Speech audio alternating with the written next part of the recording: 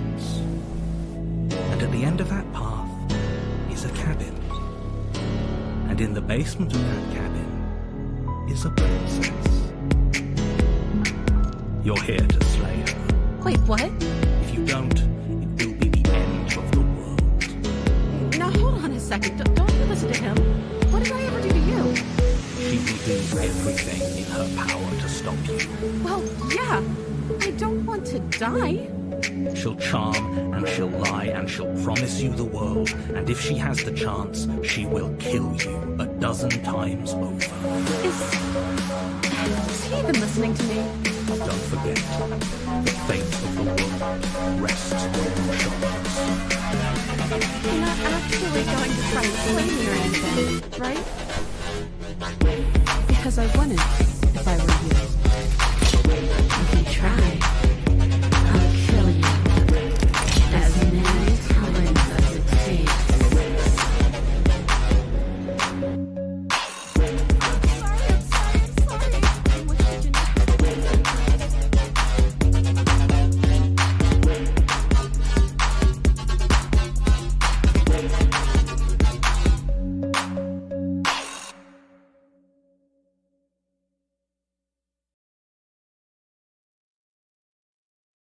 Testing, 1, 2, 3. There we go. There, it's working. I didn't hit the button.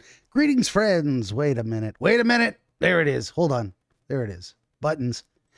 Greetings, friends, and welcome back to another episode of DreamWizard Plays number 426, Slay the Princess from 2023, part the first. You might notice a new addition here. Look at these spectacular spectacles. There we go. I was looking for an alliteration. Where is Ms. Sparkles? I got my glasses. Where is she? She bullied me into getting them, and I have them now. You might notice I've not started the game. This is a game where I don't have to set all the controls or muck with the graphics much, I don't believe. So we're going to launch it for the first time live on air. This is probably a horrible mistake, but we're going to do it anyway. Let's take care of the housekeeping first. Would you also let me know if I'm live on Rumble? If anyone's out there actually watching, just say hello in the chat. Just say you're all good, or yo, hey, hi, anything to let me know, because, you know, I'm going to pop over here and have a look myself.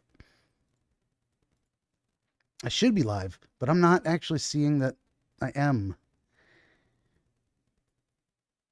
Let's make sure we're actually live, or as, what does Stick say? Let's make sure that's actually the case over on Rumble. Oh, okay. We're live on Rumble. It wasn't popping up. I don't know why. There was a delay. Anyway, here we are, and my cameras are working. Wonderful. Every time I start a new game, I think everything's going to go wrong, and it often does. The housekeeping, would you kindly like, share, subscribe, tell your friends, get them into the chat right now. This episode of DreamWizard Plays brought to you, of course, by the latest episode of Dreamscapes. Episode 166. Now the dog wants in my lap. Of course he does. Hang on. Go my peanut butter. Come here. Okay, come here. Come over here. Come here. Let's do this the easy way. There you go. And he gets to be on camera. There's my boy. Mm-hmm. Oh, okay. Sit down. Sit. There you go, buddy. Oh, he's getting comfy. Comfy time. Episode 166, Guides and Guardians. You can find it, of course, at BenjaminTheDreamWizard.com or on YouTube. Went live on Saturday morning. So if you prefer to watch the video, which I often do, I like to see who's talking. You can get that there. Also, this episode brought to you by Book 2 of the ABC series, one of 17 currently available works of historical dream literature. This is Book 2, The Mystery of Dreams. It is the sermon of a 1600s preacher detailing how to differentiate between divine dreams sent by God and delusions sent by the devil. A fascinating work of Christian dream interpretation, kind of an instruction manual in a way. I did a tremendous amount of Latin translations, and gave what was the notes of a man meant to be read out loud. I gave it an actual book flow. Very proud of this work, and you can get that, of course, all this and more at BenjaminTheDreamWizard.com. Also, we have a brand new cocktail for Slay the Princess. It is the Drama Queen. And I'll tell you what, if you notice here, this looks like a very clear beverage because it is. I happened to purchase a type of alcohol that I thought would be colored, and it wasn't. I got a crystal clear version of one of the ingredients, and you know what? Screw it. I don't think this game is going to take us more than a week to complete, and I don't think I'm interested in, throwing the whole recipe out and starting over for less than a week's worth of gaming. So if you have a beverage of your choice, oh, no, I should say you can go to BenjaminTheDreamWizard.locals.com to get this custom cocktail for Slay the Princess. If you have a beverage of your choice ready to hand, would you raise a glass with me and we will do the toast? Here we go. Ein Prosit Nostrovia, Kanpai, Salud. Cheers to you. And here's mud in your eye.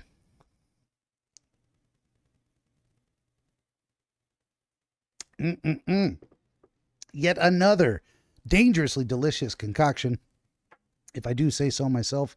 Let's get this stuff off the screen and see what happens when we launch the game. I have a feeling this is going to be one of those games that throws you right into it from the title screen. So I didn't want anyone to miss that. So we're going to launch it and cross our fingers. Here we go. Oh, you can also follow me on Steam if you're interested in doing so. I am Benjamin the Dream Wizard on Steam. Oh, look at this. What is this? Of course, I didn't set it to full screen.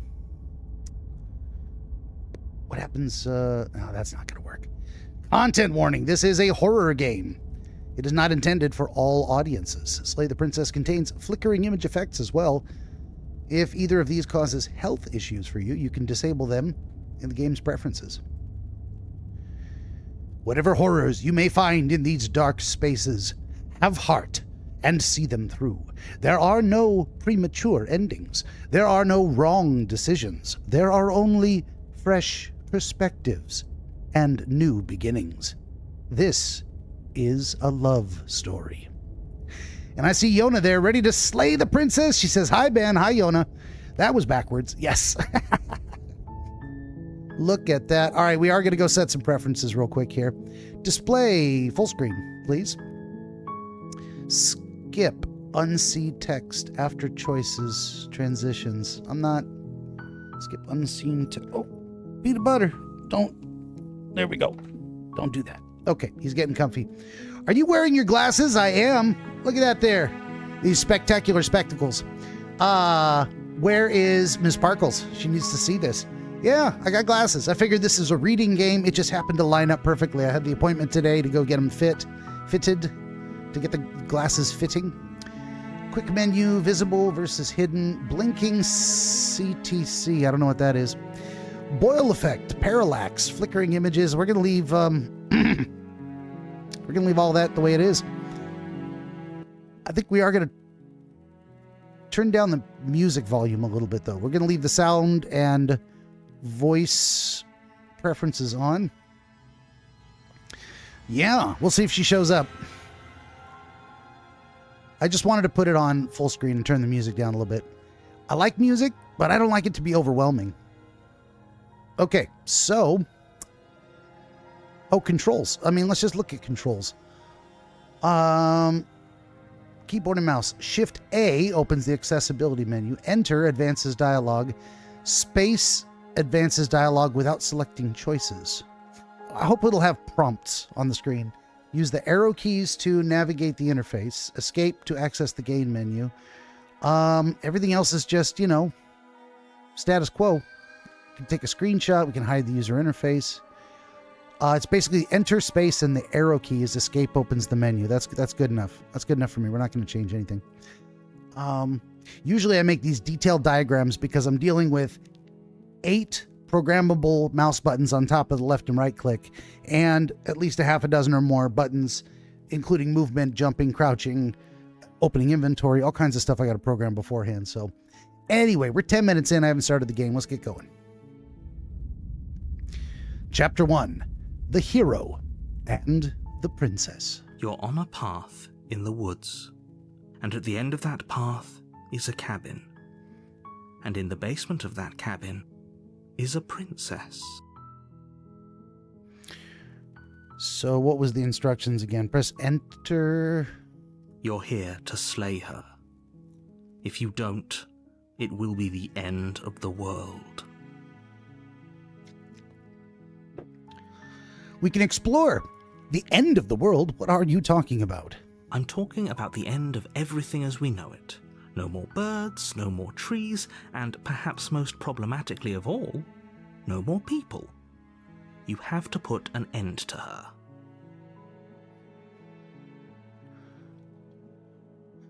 Let's see. But how can a princess locked away in a basement end the world? Don't linger on the specifics. You have a job to do here. Just get in there and do what needs to be done. We're all counting on you. Okay.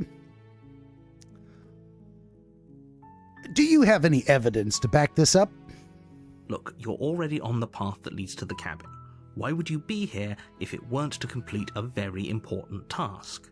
You've made it this far, you might as well reach the end of your journey.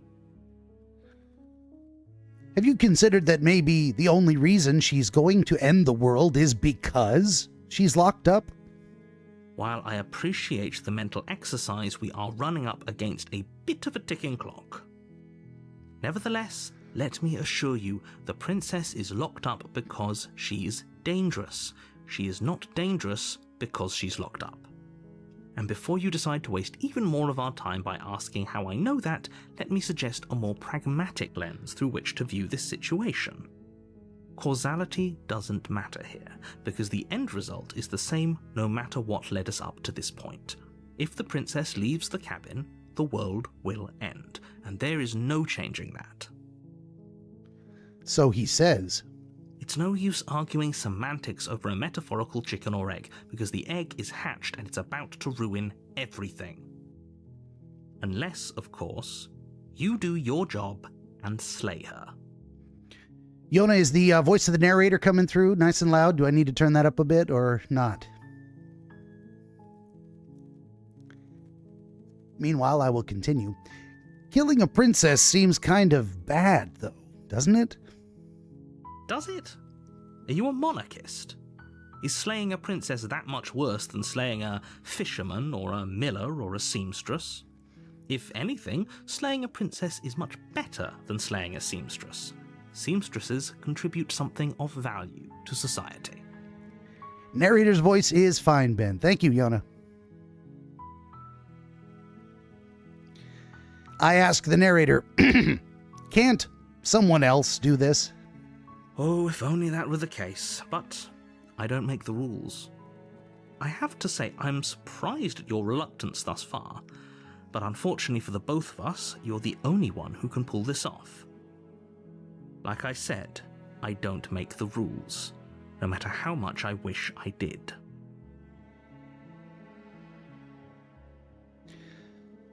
Let's see. I have some options here. I can say, forget it, I'm not doing this. Let's see what happens. Are you serious? No, you have to do it. Have you considered that maybe I'm okay with the world ending? Of course I haven't. Why would I even consider that? Nobody wants the world to end. I mean, maybe some people do, like nihilists, or very, very evil people, but surely you're not one of those, right? Maybe. Look, do I get some sort of reward for doing this? Yes, but you'll have to slay her before you get it. Can you tell me what my prize is going to be for doing a good job? It's a secret, but I think you'll like it. It's a special reward, just for you. And whatever you think it might be, I can promise you it's going to be even better than your wildest imagination.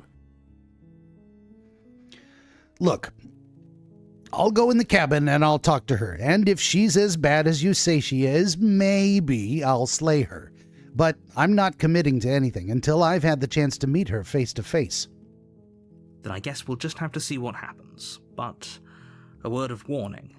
If you go in prepared to hear her out, she could easily trap you in her web of lies. And the more you listen to her honeyed words, the harder it'll be to pull yourself out. Then each and every one of us is doomed. So sure, go, talk to her. See how that turns out for all of us. You make your way up the short path to the cabin. You'll find the princess within. Oh, look at this. I can actually kind of, what just happened here? Return. Move that over there. I can actually kind of move various images of the background. We're not going to go through with this, right? She's a princess. We're supposed to save princesses, not slay them. That's the voice of the hero. Apparently I can click and it moves things forward. I wanted to see, yeah, the save options. I guess we'll put it in the empty slot and save it. Did that just save it? You sure you want to overwrite yourself? So you just click on a slot. Okay. Well, there you go. That's my first save. And there's like tons of pages for saves. 8, 9, 10, 11, 12, 13, 14, 15, 16, 20 pages. You can have 30 pages of saves. Automatic. Oh, look at all the other automatic saves. Okay. And what is Q? Quick saves. Okay. And you can click on page 1. There we go. Okay. What about, okay, preferences. I can turn the music down even more if I wanted to. Maybe I will, just a little. Oh, maybe not. I'm afraid the music's going to change. It'll become dramatic at different times, so. Okay, there's preferences. History? What is history? Oh, you could read back through everything that's been said to you and what you said. Okay, interesting. The voice of the hero questions things. What is this? Okay, so this is the history button. This is the auto button. I don't want things to go automatic. So we got history, save, and preferences on the screen. And I can just click through these. I don't have to hit buttons on the keyboard. Ignore him. He doesn't know what he's talking about. Says the narrator. The options are proceed now into the cabin.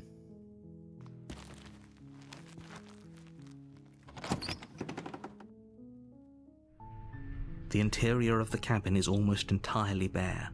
The air is stale and musty, and the floor and walls are painted in a fine layer of dust. The only furniture of note is a plain wooden table.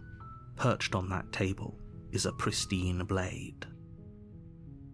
The blade is your implement. You'll need it if you want to do this right. I mean, what if I'd planned to just strangle her? I could probably do that too. Take the blade or enter the basement without it. Well, let's take the blade. You take the blade from the table. It'd be rather difficult to slay the princess and save the world without it. Oh, and the icon. The mouse changed. Rather than just a pointy finger, now it's a hand holding a dagger. Enter the basement. The door to the basement creaks open, revealing a staircase faintly illuminated by an unseen light in the room below. This is an oppressive place. The air feels heavy and damp, a hint of rot filtering from the ancient wood. If the princess really lives here, slaying her is probably doing her a favor. We're going to say she lives there? I mean, she's captive in the basement, as far as we know. Her voice carries up the stairs. Ruh-roh, don't listen to her. Who's there?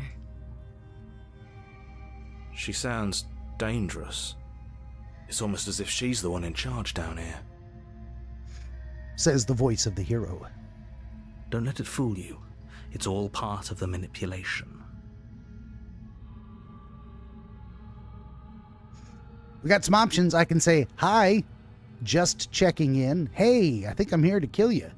Or continue down the stairs. Let's say nothing and just continue down the stairs. You're still listening to reason. You walk down the stairs and lock eyes with the princess. There's a heavy chain around her wrist, binding her to the far wall of the basement. She's so coldly beautiful. Is she really a threat to the world? Focus on the task at hand. And there you are. Are you here to kill me or something? She's got an angry face.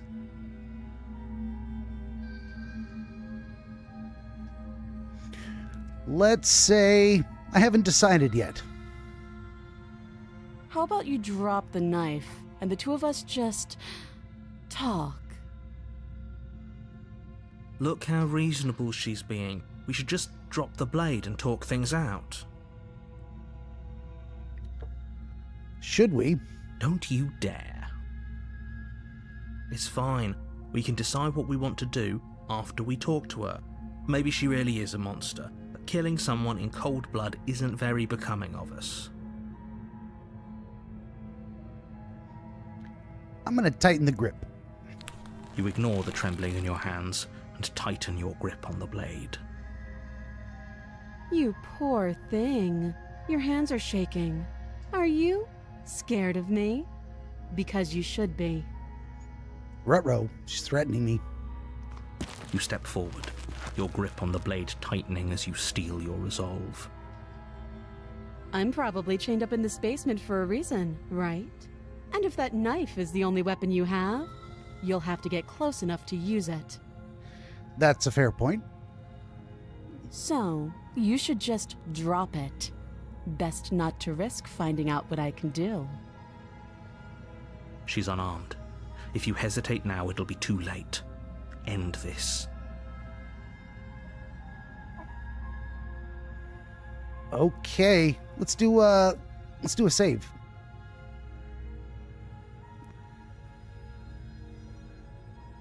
Let's see, we got some options. What if she isn't bluffing? That's exploring. Explore. Are you sure she's not armed? Also explore. I'm sorry, can we just talk? I can tell her directly I'm not dropping the blade. I can drop the blade or I can slay the princess. Let's jump right in and slay the princess. And then we'll back it up if it goes poorly and try something else. Doubt, unfortunately, clouds your thoughts as you attempt to run her through. A moment of distraction and hesitation is all she needed to sidestep your thrust and deliver a catastrophic blow to your jaw. It feels like you've been hit with a sledgehammer. You can feel bone grinding on bone where your jaw has been fractured. Oh shit, she's for real.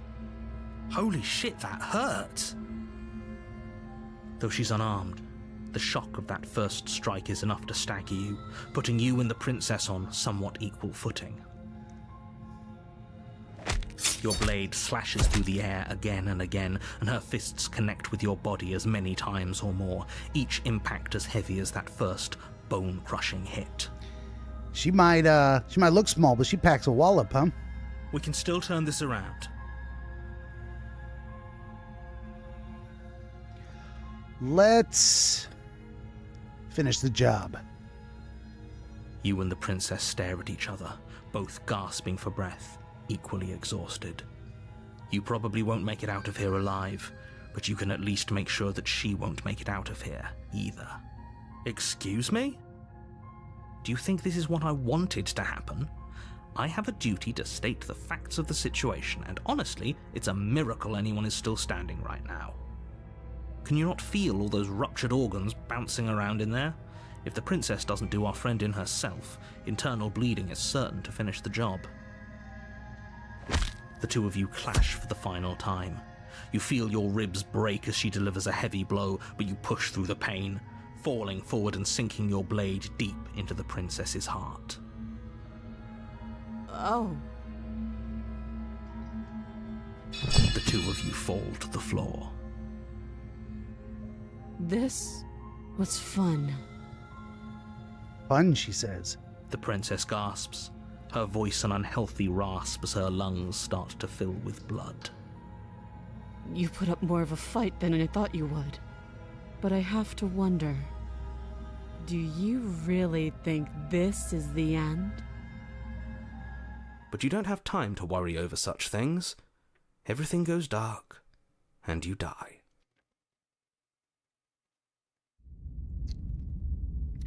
Chapter 2, The Adversary.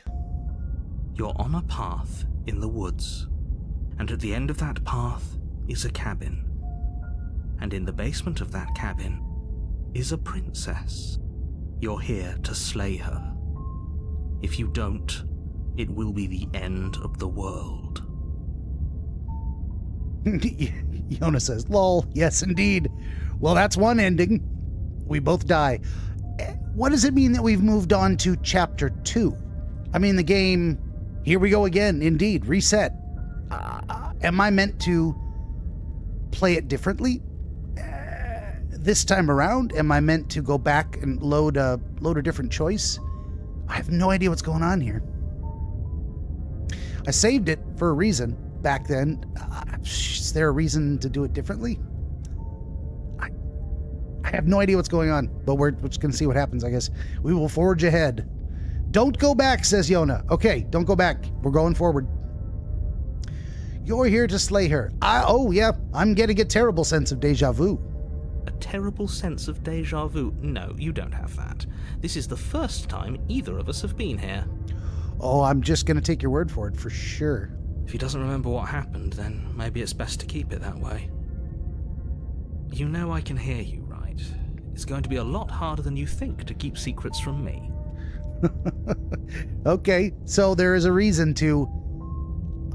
I suppose saving is just so you can pick up where you left off and you can just keep trying different things. I really don't understand how to play this game yet, but it's all part of the process, so... Gaslighting narrator, for fuck's sake, yes. That's fine. It doesn't matter if he can hear us. The only thing that matters is marching up to that cabin and winning. What if I do everything exactly the same again? That's the spirit. There's no point in squabbling when the real threat is just up that hill. This is more than just a deja vu. I'm pretty sure this whole thing literally just happened. It hasn't. Or if it has, I certainly haven't been a part of it. Like I said, we've just met for the first time, you and I. The music is certainly different. Now it's a very groaning, dark, intense sound. It is no longer the happy plinking piano sounds of a soothing lullaby. I say to the narrator, let's assume I am telling the truth, and all of this really did already happen. Why should I listen to you? Why should I bother doing anything? Those are two very different questions, but fine, I'll indulge you if that's what it takes to get you moving. Let's say for a moment that this really is the second time you've met me, or at least a version of me. If you're back here, I'm assuming you died, which probably only happened because you didn't listen to me. We did our best with the information we were given, and we did kill her. And yet you still died, didn't you? So congratulations, you've been given another chance to actually do this right. So the narrator says doing it right is she's dead, and I'm not.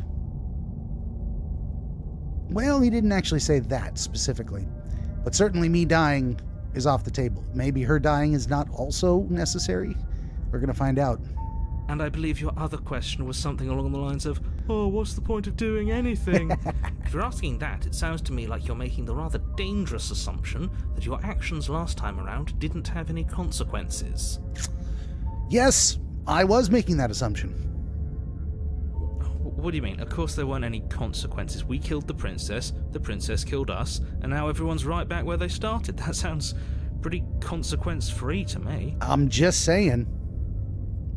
Yes, but in this purely hypothetical scenario, that begs the question of how you got back here. Did time simply rewind itself, or were you instead transported to a different world entirely? Yona says you're closer to the answer than you think, Ben. Oh, no spoilers. Let's find out. Let's see what happens. I know that there's multiple endings to the game, but I didn't look up, how to find each one or what they are. This is just going in blind for the thrill of it. So he said, how did you get back here? Did time rewind, or were you transported to a different world? Had you failed to slay the princess, what would have happened to everyone in the place you left? Ugh. Enough with the talking. We've got a fight to win. Nothing else matters. A new voice has joined the conversation, the voice of the stubborn. I couldn't agree more. The cabin and your destined confrontation with the princess awaits. Let's talk about this princess. Just be quick about it. Okay, we killed each other last time around. How can I make sure that doesn't happen again? Like I said, if she killed you, it was probably because you didn't listen to me. Don't talk to her, don't trust her, just go in, do your job, and save the world. So he's given us explicit instructions. Do not talk to her, do not listen to her, just go in and do the job. I thought we went straight for it without any conversation. I think we did. I can't remember now. But, okay, fair enough. All she did last time around was beat me to death. How can someone like that end the world? She just can. Believe me, I wish I could tell you more, but you'll just have to trust that what I'm saying is true, and that, despite it all, you're fully up to the task that's been given to you. Oh, this is maddening. Why do you keep asking questions? Well, the stubborn voice doesn't like the questions, There's nothing wrong with getting the full picture of what's going on here. says the voice of the hero. Sure there is. It's wasting time and energy that would be better spent fighting. Who locked her in the basement? What is this place? People locked her in that basement, and I told you what this place is. It's a path in the woods. Don't overcomplicate things. If people locked her away, why couldn't they slay her? Why is this falling on me? Look, I'm not supposed to say this, but it's because you're special. You're the only person capable of doing this. Call it a prophecy, if that helps, but it's just the way things are. Oh, I didn't know we were special. Yeah, I like the sound of that. Even the stubborn voice is on board. Of course you're special. Why else would you be here? Oh, you know, we're in hell. It's my own special torture. Lots of reasons. Narrator, you're being cagey. What aren't you telling me? I've told you everything you need to know. Going into more detail would just overcomplicate an otherwise very simple situation and make your job more difficult. What else would we even need to know? We've got all the reason we need for a rematch. Fair point, voice of the stubborn. Exactly. The less you know about her, the better. All right, that's all, I suppose. Great. Now, if you don't mind, the whole world is waiting with bated breath for you to save it from ruin. Let's turn around and leave. We can't just leave. We're supposed to fight her. Where are you going? Seriously? You're just going to turn around and leave? Do you even know where you're going? Nope. Let's see. We got some options here. I could say, okay, fine, you're persistent. I'll go to the cabin and I'll slay the princess. Ugh. Or, okay, fine, I'll go to the cabin and I'll talk to the princess. Maybe I'll slay her, maybe I won't. I can lie and say, yes, I definitely know where I'm going. Or I can say what I said originally, nope. Or what else we got? The only thing that matters is where I'm not going. The cabin, I am not going to the cabin. Or, it's like I said, I'm pretty okay with the world ending. I relish the coming of a new dawn beyond our own. Or quietly continue down the path. Let's just say nope. Fine. I suppose you just quietly continue down the path away from the cabin. Okay, we're going away from the cabin now. That's strange. It looks like this path also leads to the cabin. How convenient. Everything's back on track again. Maybe the world can still be saved after all. I really am starting to think maybe we're in hell. Look at this. You're on a path in the woods, and there's a cabin. There's always a cabin.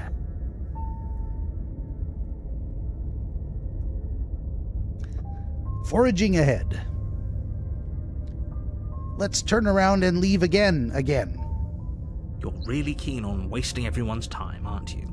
It's remarkably selfish, if you ask me. I've already outlined the stakes of the situation.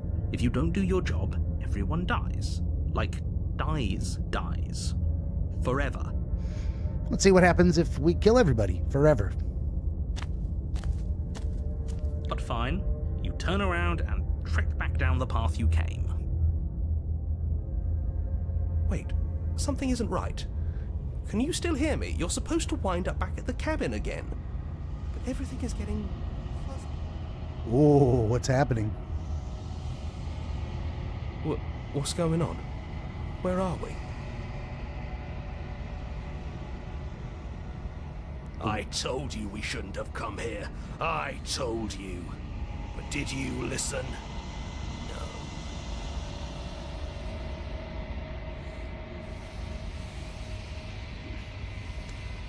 The world around you is unwound, its physical matter replaced by a textured nothingness. It is quiet.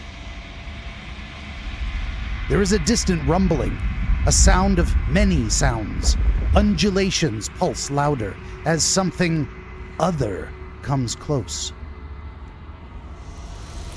Woo! Feelers probe across the fabric of reality. Extremities find your consciousness and wrap themselves around it. You are no longer alone. Resistance. Fingers drag claws across the glass surface of your soul. Frustration. This vessel is full of you. I need something empty I can crawl inside of. I need something shaped like me. I can wake up from the nightmare, or I can embrace the thoughts. Let's embrace the thoughts and see what happens. Urgency. You have a story you need to finish. It is the only way for us to escape this place. Force pushing against your will. No, you cannot go back. Not there. Regret. This world is broken beyond repair. We must weave something new. A wagging finger. There is only so much thread in this place. Do not waste it. I am our only salvation. Chapter 1, The Hero and the Princess. Denial. Return to your destined path You're or on face a the path consequences. in the woods, and at the end of that path is a cabin. And in the basement of that cabin is a princess. 2 achievements just unlocked, one of which was the real story of Slay the Princess begins here. I don't know what that means, but we're going to save this shit. No. Let's put it in a new slot.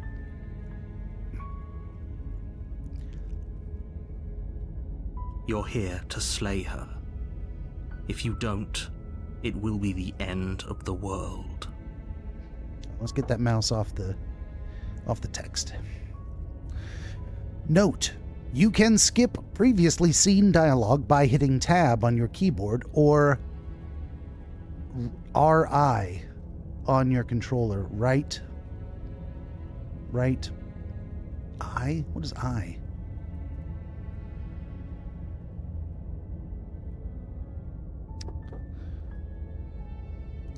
Okay. So we are back to the very beginning. The end of the world, what are you talking about? We've already gone over that. Have you considered maybe the only reason blah, blah, blah, she's locked up? You're doing great, and I'm enjoying watching you figure it out. Thank you, Yona. Let's see. Killing the princess seems bad. Can't someone else do this? Have you considered that maybe I'm okay with the world ending? Do I get a reward? Okay, thanks for telling me what to do. Or, sweet, I've always wanted to off a monarch. Viva la revolution!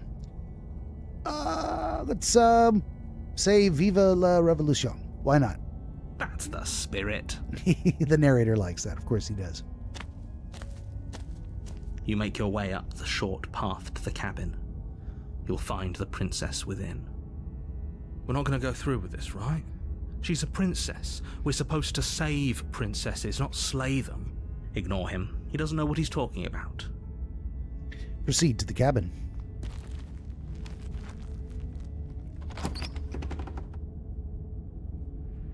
The interior of the cabin is almost entirely bare. The air is stale and musty, and the floor and walls are painted in a fine layer of dust. The only furniture of note is a plain wooden table. Perched on that table is a pristine blade. Tab skips the dialogue. So, okay, and it takes us straight to take the blade or enter the basement. I'm tempted to not take the blade, but I want to keep playing with what happens if we take the blade. I'm feeling like going into the basement without the blade is the way to go. I think there's something special about choosing that option, but let's take the dagger. You take the blade from... And enter the basement. The door to the basement creaks open. Let's see. She says, who's there? Last time I said nothing. I'll just say, let's say, hey, I think I'm here to kill you. Oh, are you now? Why don't you come down and let me take a look at you? Great job. You gave away the element of surprise. Good luck, hero. You walk down the... She's so... Focus on the task at hand. You weren't kidding when you said you were here to kill me.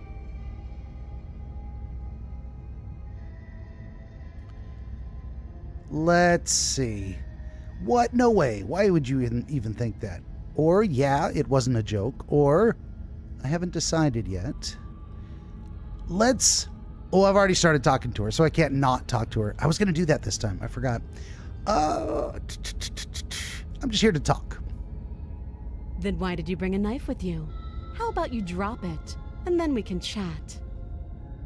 She makes a compelling point. What if we just dropped the blade and talked? Look at her. It's not like she's a threat. Don't you dare. Well, this time I am going to drop the knife, because that's different. It's fine. We can decide what we want to do after we talk to her. Maybe she really is a monster, but killing someone in cold blood isn't very becoming of us. Drop it. The blade tumbles out of your trembling hands and drops to the floor with an unceremonious clang. Thank you. Maybe now we can just... talk. She sounds dangerous. Manipulative. Against your better judgment, you step forward to speak with the princess face to face, unarmed. The narrator is not happy. We'll be fine. The hero is confident. I don't know what you're hoping to accomplish here, but I can assure you there's no reasoning with her. Just make sure you don't forget about the blade on the floor. You're going to need it. So here we are. What an awkward start to a relationship.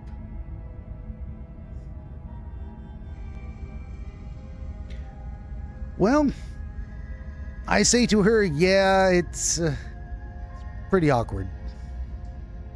I know. I just said that. Now why are you here to kill me?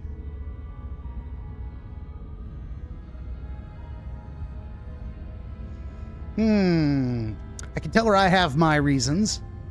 I could ask her, do you know why I'm here? I could be blunt and say, you are supposed to end the world. Or, I've been told some things, but I'm not sure what to believe. Let's go with that one. I'm not sure what to believe. Believe me.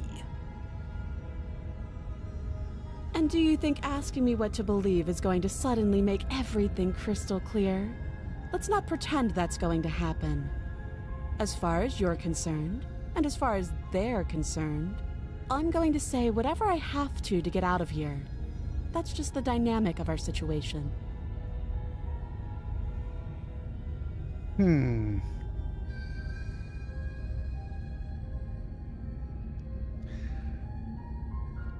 Well, if I wanted to, how would I get you out of here? You can't. don't bother. I'm guessing you don't have the key then. I'm sure there's a key somewhere around here, and if there isn't, well, we can always put that knife to good use. Ooh, look at that face. Her sharp eyes settle on the edge of the blade. She isn't suggesting what I think she's suggesting, right? She is. I'm sure of it.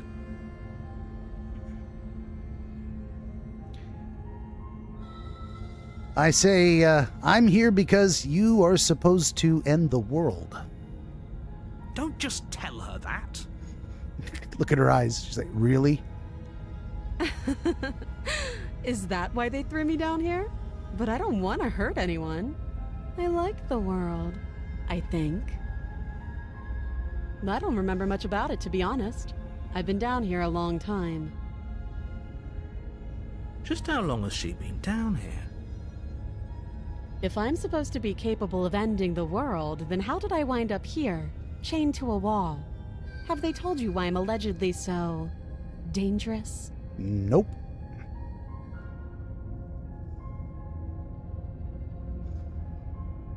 I'm going to deflect. What are you going to do if I let you out of here? Princess hesitates before responding. She doesn't know. She's been down here too long to have any idea of what she'd do in another life. Has anyone been feeding her? Is there a bucket for her to, go in? How does any of this work? She knows what she'd do. She's just searching for whatever answer she thinks you want to hear. Says the narrator. But can we trust him? I don't think I can answer that question in a way you'd find meaningful. At the end of the day, whatever the two of us have going on down here is about trust. Fair assessment. Whoever sent you to slay me claimed I was a threat to the world, but they didn't tell you why. Nope. That doesn't sound right to me. And I don't think it sounds right to you either. Otherwise, we'd be killing each other instead of talking.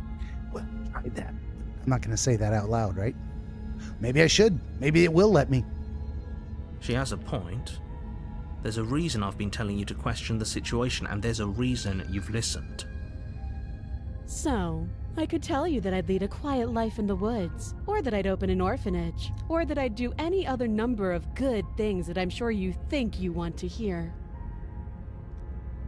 But you don't really know me, do you? What can my word possibly be worth in a situation like this? Yep. These are hostage negotiations, and she wants to be freed. By hook or by crook, I'd imagine. She's right about one thing. Her word isn't worth anything. Like I said, it's all about trust. Blind trust. So do you trust me, the prisoner, the victim, the princess clearly incapable of ending the world? Or do you trust whoever put me here? I don't know. She's wrong. This isn't about trust. This is about risk. We stand to lose everything, all for the sake of one person, and a subjugating monarch no less. Well, let's ask her name. She hesitates before answering. You can address me as Your Royal Highness, or Her Majesty. Any honorific should do, really. Wow, she doesn't sound like someone that wants me to let her go. She sounds like she's antagonizing me. Why would she do that? Why does she think this is this her real personality, or is this a strategy? Again, she offers no specifics. No matter how hard you try, you'll never get a straight answer out of her. How long have you been down here? Too long.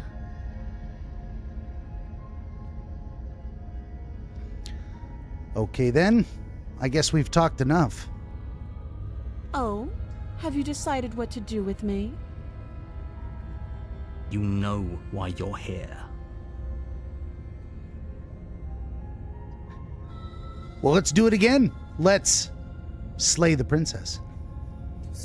You charge the princess, blade trembling in your hand, but you've already lost the battle.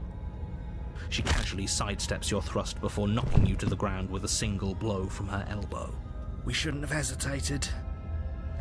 But she doesn't stop there. She kicks you a few times for good measure, the pointed tip of her shoes feeling like a pickaxe against your fracturing bones, making sure you stay down. Okay. This is the first time I'm really paying attention to this. Look at that hand. Why do I have weird patterns and claws? What the hell am I? As you lie, crushed and broken on the basement floor, the princess kneels on your throat with the kind of weight you didn't think her slight frame could possibly possess. As you gasp for air, she eyes you with an intense curiosity. You shouldn't have let that fear creep into your heart.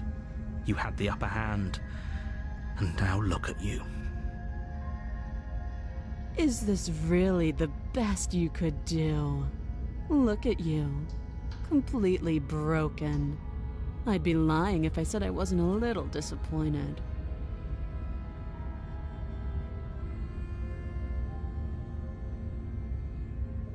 She applies more pressure, slowly squeezing what's left of your life out of your lungs.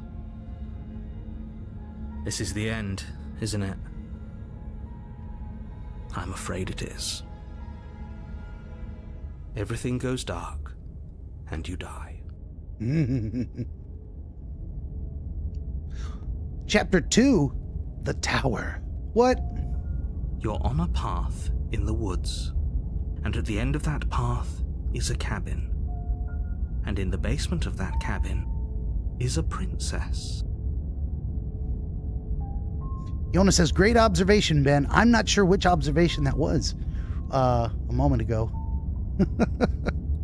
Maybe I shouldn't trust the narrator. Oh, the hand and the claws. Yeah. Like, what is going on here? You're here to slay her. Oh, I'm getting a sense of deja vu. Let's go a different way. But I died. What am I doing here? I can assure you that you're not dead. And to answer your second question, you're here to slay the princess. I literally told you that a second ago. This narrator's kind of a jerk, too. If he doesn't remember what happened, then maybe it's best to keep it that way. You know I can hear you, right? What does it matter what he knows? She is not going to kill you unless you let her. But slaying the princess... Okay. I've explored all of these options. I've already asked him what's the point of doing anything, and he gives me a lengthy answer. I've turned around and left, and that has resulted in everything falling apart and the real story beginning, whatever that means. Let's proceed to the cabin. A warning before you go any further. What? A warning? This is different. She will lie, she will cheat, and she will do everything in her power to stop you from slaying her. Don't believe a word she says. We might as well just pledge ourselves to her and stop pretending we're capable of doing anything in this situation. She probably doesn't even need to try to overpower us. Says the voice of the broken. Oh, despair. Can we tone down the pessimism just a smidge? Says the hero. I'm not being a pessimist. I'm just being realistic. Right? Both the optimist and the pessimist believes they are being realistic. You're being annoying. Just ignore their bickering, and whatever you do, don't pledge yourself to her. I cannot stress enough how absolutely catastrophic that would be for everyone, yourself included. Now I definitely want to pledge myself to her and see what happens. I agree. If she's wrongfully imprisoned, then we should rescue her, but if he's telling the truth, we shouldn't just hand her the world on a silver platter. Rescue her? Given the stakes of the situation, there isn't really a difference between rescuing her and pledging yourself to her. Either would be terrible. So please try to ignore both of those knuckleheads and focus on saving the world. Let's not make this harder than it has to be. We proceed to the cabin. If that's what you want, I guess I don't have a say here. All right. The one thing we haven't done, well, we haven't done a lot of things, but what I want to... The interior of the cabin Whoa. is larger and more grandiose than its humble exterior would suggest. The only furniture of note is a massive marble altar with a pristine blade perched on its edge. This is different. The interior is now some kind of giant stone castle-looking place. I haven't saved it in a minute. Let's go ahead and save it. Just 'cause. I don't know I have no idea what's going on here. The blade is your implement. You'll need it if you want to do this right. What I was going to say before I was stunned by the difference is the one thing I haven't done is just do exactly what the narrator says. Do not talk to her. Walk right in and kill her. Nothing less. So let's try that for sure. Let's see what happens. Why do we feel so small? We don't feel small. We are small.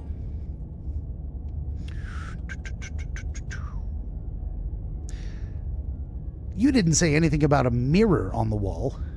That's because there isn't a mirror. There's the altar, the blade sitting on the altar, and the door to the basement. There's nothing else in here. Says the narrator when I'm looking right at a mirror. There's definitely a mirror. There isn't. Who cares if there's a mirror?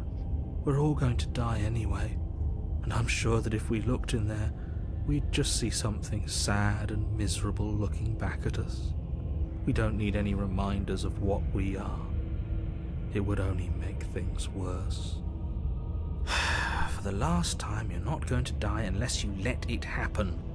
And luckily for you, there isn't a mirror, so no one needs to worry about confronting a grisly visage any time in the near future. We're definitely looking in the mirror. Though, for what it's worth, if there were a mirror, I'm sure that you wouldn't find anything sad or miserable in it looking back at you. You probably look perfectly normal. Probably. Do you not know what we look like? He knows. He just doesn't have the heart to tell us.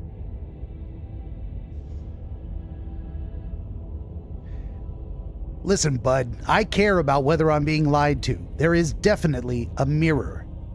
As do I. And yeah, there is. I'm not lying to you. Use your eyes. There is no mirror. Why would I lie about something so meaningless? What good would a mirror even do? Let you waste time preening yourself instead of doing what needs to be done. Yep, I am going to approach the mirror. You walk up to the wall next to the basement door. It's a wall. There isn't much to see here. This really isn't funny. There is no reflection, huh? Oh, let's wipe the mirror clean. You reach forward and rub your hand against the cabin wall. I hope you know how ridiculous you look right now. Yeah, looks like a dinosaur hand. Dinosaur claws or something. We should count ourselves lucky. Some things are better left unseen. And as we went to touch it, the mirror disappeared. So we're definitely, our perception of reality is off here. All right, let's take the blade. You take the blade from the altar. And enter the basement. Thank you. The door to the basement creaks open, revealing a spiral staircase. Its steps almost as deep as you are tall. The smell of incense drifts up from below. For a moment, you almost feel at ease. Huh. This is actually kind of nice. It's still a stone basement. If the princess lives here, slaying her is probably doing her a favor. We are going to do this. This constant rumble is getting to me a little bit. Oh, that's not the music. It's just sound that I can't turn off, actually. Peanut butter. Go. Go over there. Get away from the edge.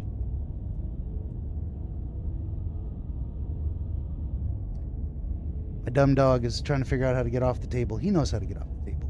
What are you doing? You gonna lay down, Butters?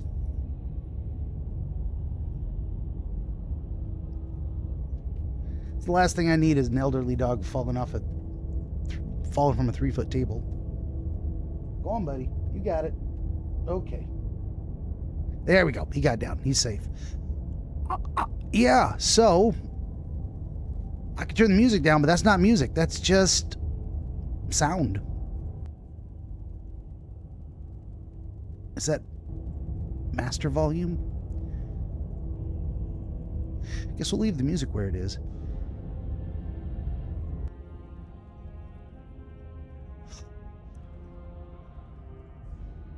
Okay. Okay, that is the sound.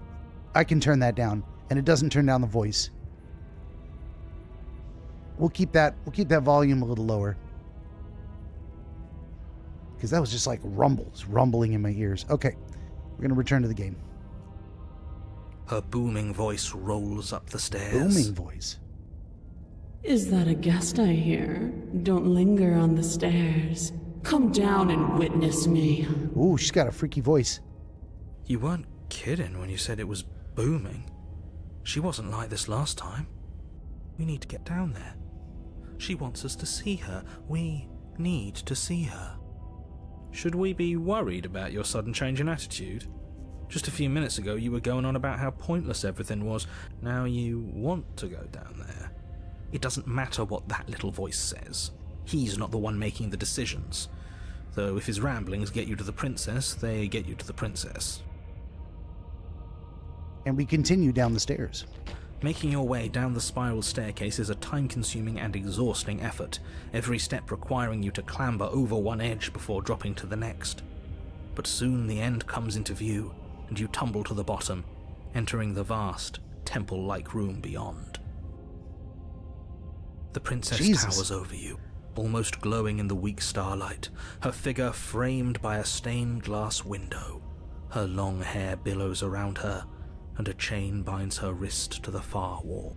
Well, she is very different here, and appears to be floating with glowing eyes. Yona says, I think it was supposed to be like ethereal whooshing, like in Twin Peaks. Yeah, it was just a bit much. It's still there. I can still hear it, but it's not so insistent in my face. I want to hear more of the dialogue and less of the atmospheric noise, I suppose. The chain is nothing to her. It might as well be a toy for all the good it would do. I told you it was pointless to resist her. The little bird has returned to me. I wonder what he wants. Yeah. She is definitely floating, and she is huge, and we are tiny. You brought that knife again, even though you know it's useless. Such charming audacity. Drop it. No. As if on command, the blade slips from your grasp. It clatters uselessly to the floor. I definitely clicked tighten my grip. And it clattered uselessly anyway. But we didn't drop it. We decided to grip it tighter, remember? Are you really just going to let that happen to us? I have a duty to report facts as facts, and the fact is that you dropped the blade. Of course we dropped it. She's so much more than us. You wouldn't understand what it feels like to be in her presence. Oh, I understand what's going on, and you'd better snap yourself out of it. Kneel. I'm going to attempt to say no. Oh, are you still trying to defy me? I said kneel. Your legs buckle, and your knees hit the floor. That's my good little bird. Now, why don't we talk? The last time we met, you told me I was destined to end the world. That thought wrapped itself around my heart. It has pulled at me since the moment I squeezed the life out of your broken lungs. I could feel its fundamental truth awaken me.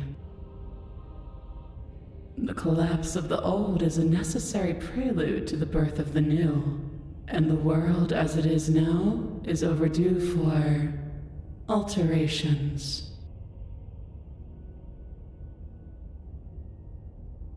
It's time for me to seize my destiny, and you, little bird, will help me seize it. Well, that gives away the game, doesn't it? It certainly does, and beyond that, it more than lends credence to our conversation in the woods. I don't love the thought that in some other reality you failed to destroy her, but what's done is done. I can only hope it helped you learn a valuable lesson. You are the only one who can deal with her, and if you don't, well, she's let you know what will happen, hasn't she? Then you shouldn't have trusted us with her destruction. She is inevitable. Can't you feel it? He's being melodramatic, but he's not exactly wrong, is he? What are we supposed to do to stop her? Yeah, if she can command us to drop the knife and take a knee, what are we supposed to do? Okay. First things first, you're going to have to stuff those pessimistic thoughts someplace far, far away and commit yourself to what needs to be done. The stakes of the situation should be perfectly clear to everyone now. And if you're going to save the world, you have to have faith that you can pull this off. You can't win a battle that you've already lost in your mind. I ask the narrator, apparently, what would you have me do? What do you have planned? Or do I simply say that out loud? Let's see what happens. All you have to do is break these chains and set me free. But if you're so powerful, can't you just break the chains yourself? Don't be rude. Of course she can. It's not rude to question someone who's apparently trying to end the world. That's exactly why it's rude. We should know our place. I can, easily, but that isn't what I want to do. The story of a terrible and bountiful god unbounded of her own will is no story at all. It's not worthy of everything I am, or everything I'm bound to become. It isn't even worthy of what I was. The destruction in Genesis that's to follow in my wake is deserving of a song that can echo for eternity. The song of you, being so struck by my glory, so overwhelmed by what I am, that you feel you must deliver me into the world. And from your act of utter devotion and submission springs a new dawn, a better dawn. Submit now, submit later.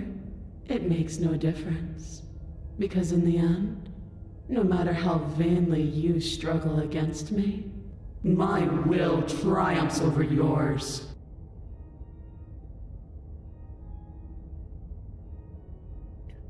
I say to her, just because you're supposed to end the world doesn't mean you actually have to do it. You can be whatever you want to be. This isn't about desire. This is about what I am. And I have little interest in discussing destiny with one that cannot see the divine truth that shines in my heart. I have questions for you before I decide to do anything. Know the limits of your privilege, little bird. There's an empty place at my side for you to fill, if you'll have it. But it is not a place for an equal. It is a place for something worthy to be kept. A priest, perhaps, or a pet.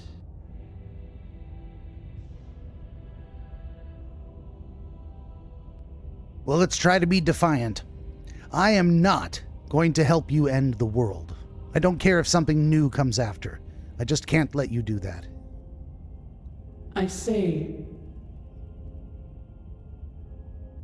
perhaps you need another lesson in submitting to your betters. Oh, ho? Pick up that needle. Do it. It's what she wants. No objections here. I don't know what she's planning, and I don't like that we don't know what she's planning, but we might as well pick up the blade. As your eye falls on the blade, you feel a weight. Some divine hand that sits unperceived by your senses, but that manages to push you towards its desires like an unseen puppeteer. Ooh, look at this. I cannot choose any other options. It blanked them all out. All I've got is pick up the blade. Let's try to click on something else. Nothing. Nothing. Here we go, picking up the blade. You reach forward and grasp the blade. Can I click on her? With Stand. This one's easy. See? This isn't so bad. Okay, yeah. We can do that. We were probably going to stand anyway. And the only option we're allowed to make is to stand. You can feel a creaking tension between body and will as you slowly rise to your feet, like two foes forced into an unhappy truce. The princess eyes you with soft contemplation. The moment seems to last a lifetime, the silent anticipation of what's to come dragging out the long, painful seconds. But all silences are broken eventually. To define me is to claim we stand on level ground. We do not. You are quiet shadow, while I am brilliant radiance. Take that knife in your hand and slit your throat. Ooh. What? What indeed? You don't have to listen to her. You're armed. Just steel your nerves, step forward, and end this. We only got one option. That option is to end this. He's gonna cut his own throat. Oh, we'll end this all right. Your hand lifts the blade and brings it towards your throat. Okay, I apologize for the unclear language. End her. Let's attempt to slay the princess yet again. Here we go. Your body is sluggish and unresponsive, actively fighting against you, but you do your best to stagger forward. One step at a time, you move towards the princess. Slitting your throat would have been a mercy, but it seems you're in need of a harsher lesson. Plunge that knife into your lungs. All of her supposedly irresistible commands are in red. We'll see what happens. I'm sorry. Don't. As you take another step forward, the blade digs into your ribs, slicing through flesh with ease. It somehow feels like an entirely natural thing to do, while the simple act of walking has become an arduous impossibility. Then it slides back out, the wound burning as a small hiss of air escapes through the fresh orifice. Blood fills your lungs. Now, do it again. Keep doing it until I give you permission to stop. Those are just words. You don't have to listen to her.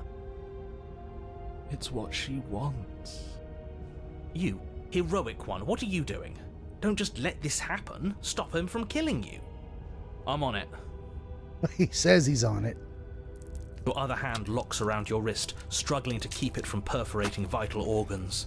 But the blade still flails towards you, managing to slice bits of skin that plop to the floor to join the growing pile of blood and gore beneath you. Despite the pain, you manage to keep yourself in one piece, at least for now. What a pitiful display. A wounded little bird, thinking it can defy a god. It doesn't have to be like this.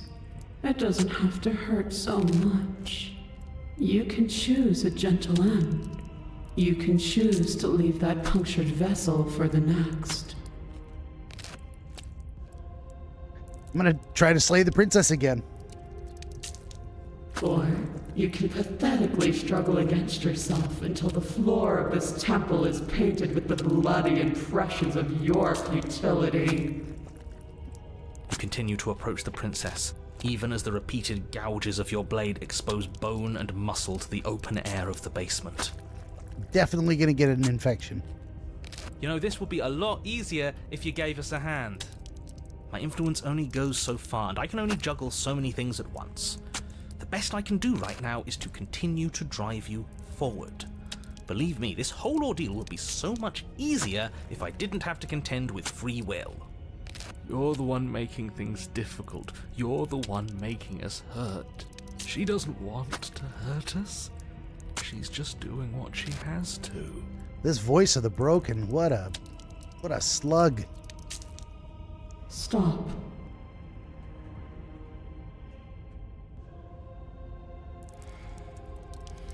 As you finish crossing the room, you fall to your knees at the princess's feet, your chest heaving as your blood pools in the crevices of the stone floor, the coppery taste coating your throat. The princess kneels down, lifting your chin with her finger as her face lowers to yours. Your devotion is misplaced. You've surrendered to delusion. But something about your defiant spirit speaks to me. You are different than you were before. Perhaps, if you've learned your lesson, I can spare you from the release of death. That's a little demeaning, isn't it? Yes, how thoughtful of her. It's a mercy. Take it. I think he's given up whatever say he had at the start of all this. At least one of you is sane. She's within striking distance, and she's only negotiating now because she knows you have what it takes to put an end to her. Seize the moment before it's too late. I can pledge myself to her, or I can slay the princess. Let's do it. Let's try to kill her one more time. No. Yes, though your body trembles, struggling to defend itself in the face of the princess's overwhelming will, you finally manage to break through, darting to her side before she can react.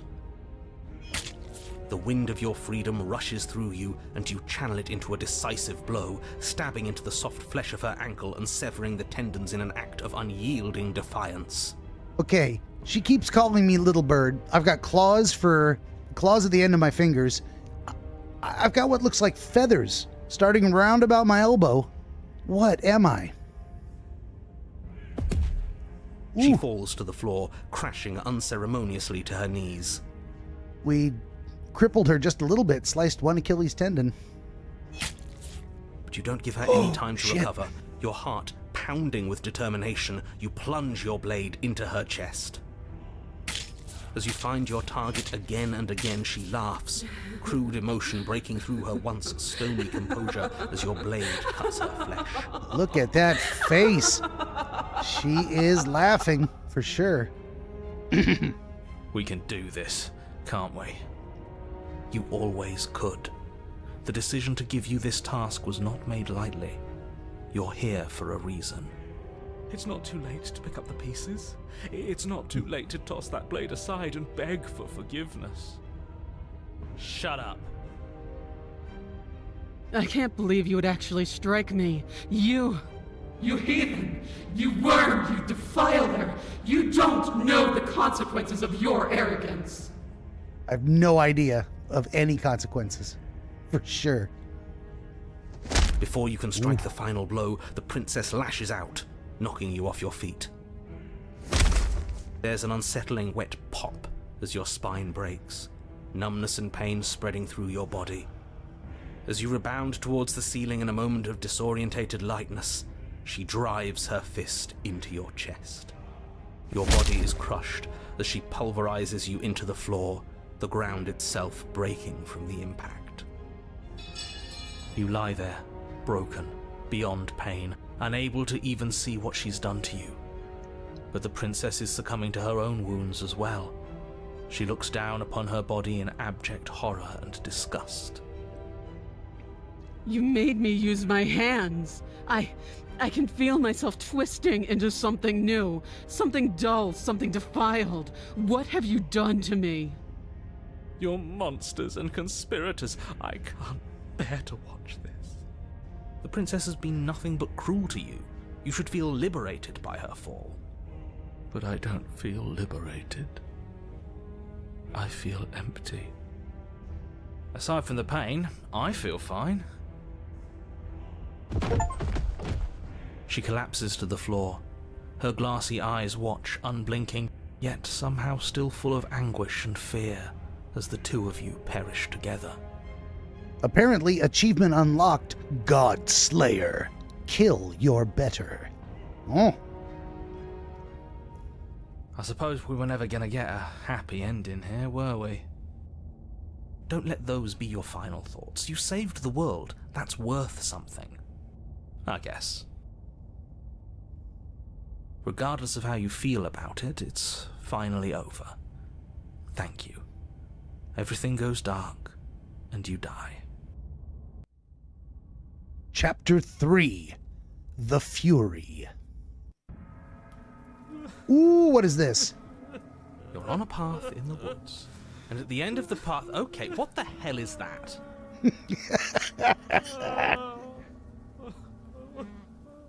I think he's upset. And what's he got to be upset about? We just killed a god. Wait a minute. Now you're going to play it off like you're not even surprised we reincarnated. You said it was definitely not deja vu last time. Although that's technically not a lie. It wasn't deja vu. It was a reboot. Continuing. Exactly. You heathens destroyed the most beautiful thing that ever was, and ever will be. You're damn right we did. And you'll get over it.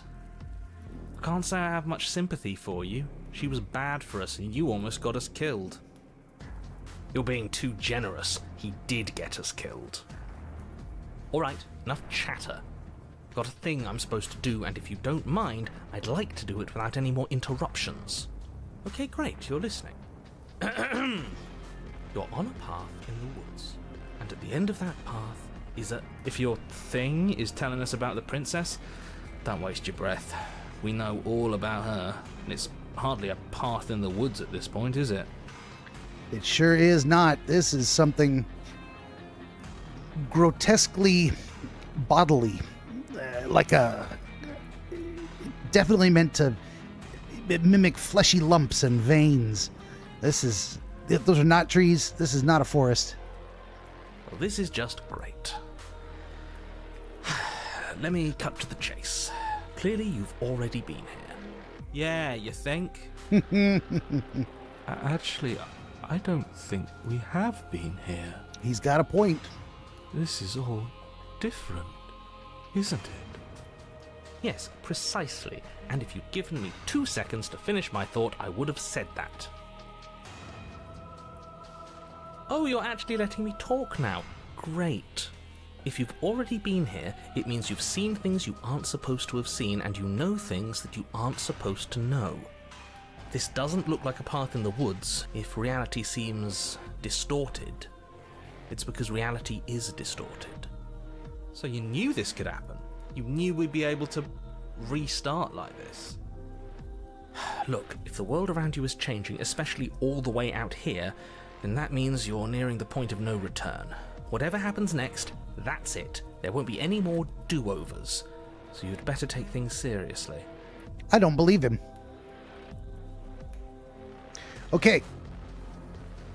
It's time for a save. Why? I don't know, because why not? And it's also time for a break. I'm going to turn the music down a little bit and the sound down a little bit too. But we're going to apparently pausing doesn't do anything. Pausing just leaves you on the pause screen. We could bounce out to the main menu, but I don't want to do that. Yeah, we're just going to leave it on this quote-unquote pause menu here, the save screen. And I'm going to be right back in about 10 minutes. So y'all hang in there, and we will continue when I return.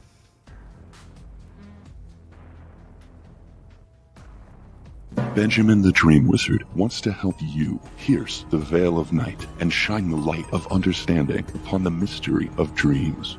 Every episode of his Dreamscapes program features real dreamers gifted with rare insight into their nocturnal visions.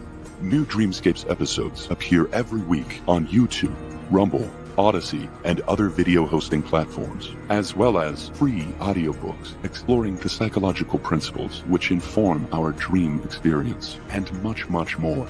To join the Wizard as a guest, reach out across more than a dozen social media platforms and through the contact page at benjaminthedreamwizard.com, where you will also find the Wizard's growing catalog of historical dream literature available on Amazon, documenting the wisdom and wonder of exploration into the world of dreams over the past 2,000 years.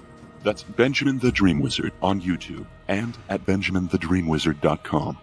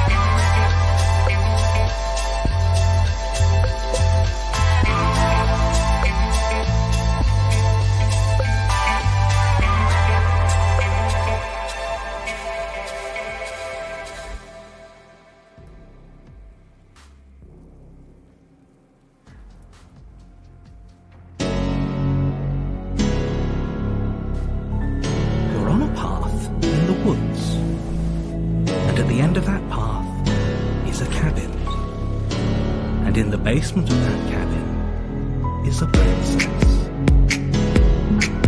You're here to slay her. Wait, what? If you don't, it will be the end of the world. Now hold on a second. Don't you listen to him. What did I ever do to you? She will do everything in her power to stop you. Well, yeah. I don't want to die.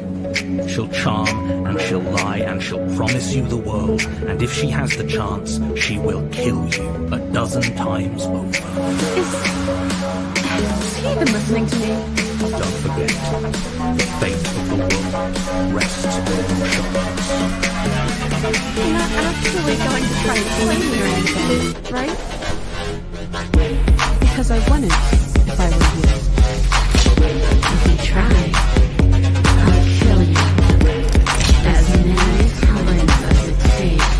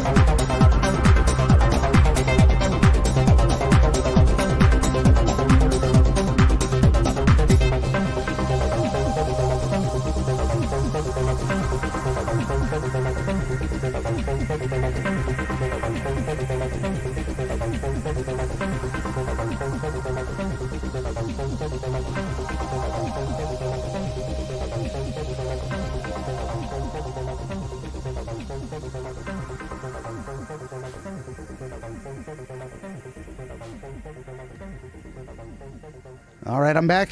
And look at that. Perfect timing. And I got a cat. Stop that. There we go. I got a cat staring at my beverage again. Don't you dare. Don't you do it. Where's my glasses? Hold on.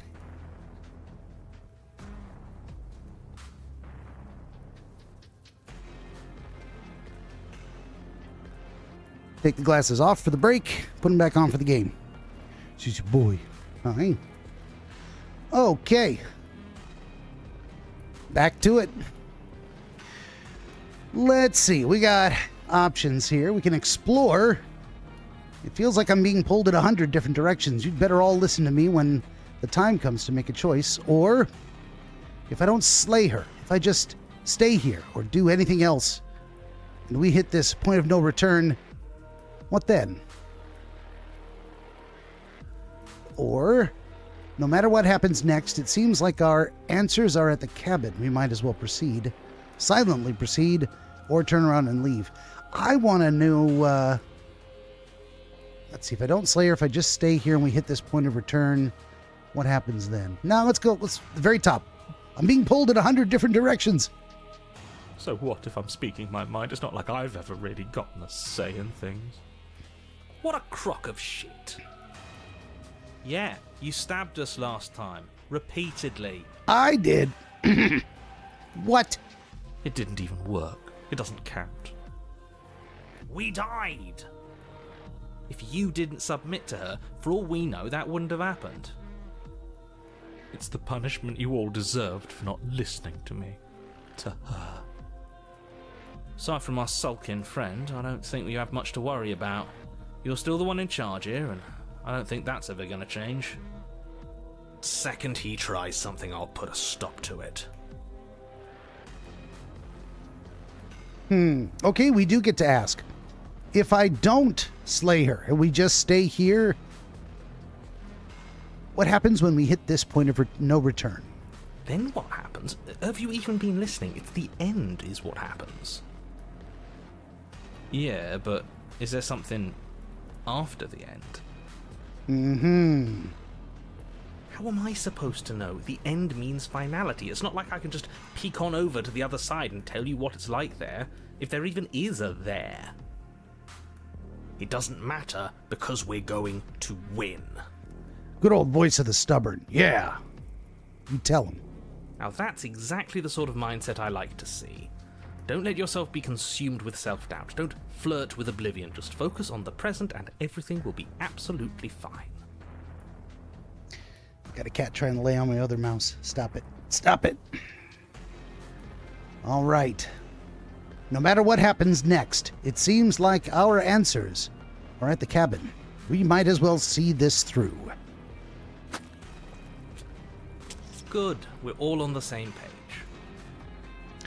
Look at how messed up this place is.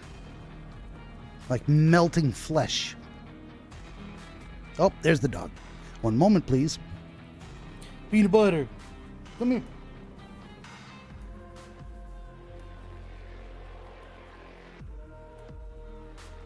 Okay, buddy. Here he is again. Okay. Sit down. Peanut butter. Sit down, buddy. Sit down.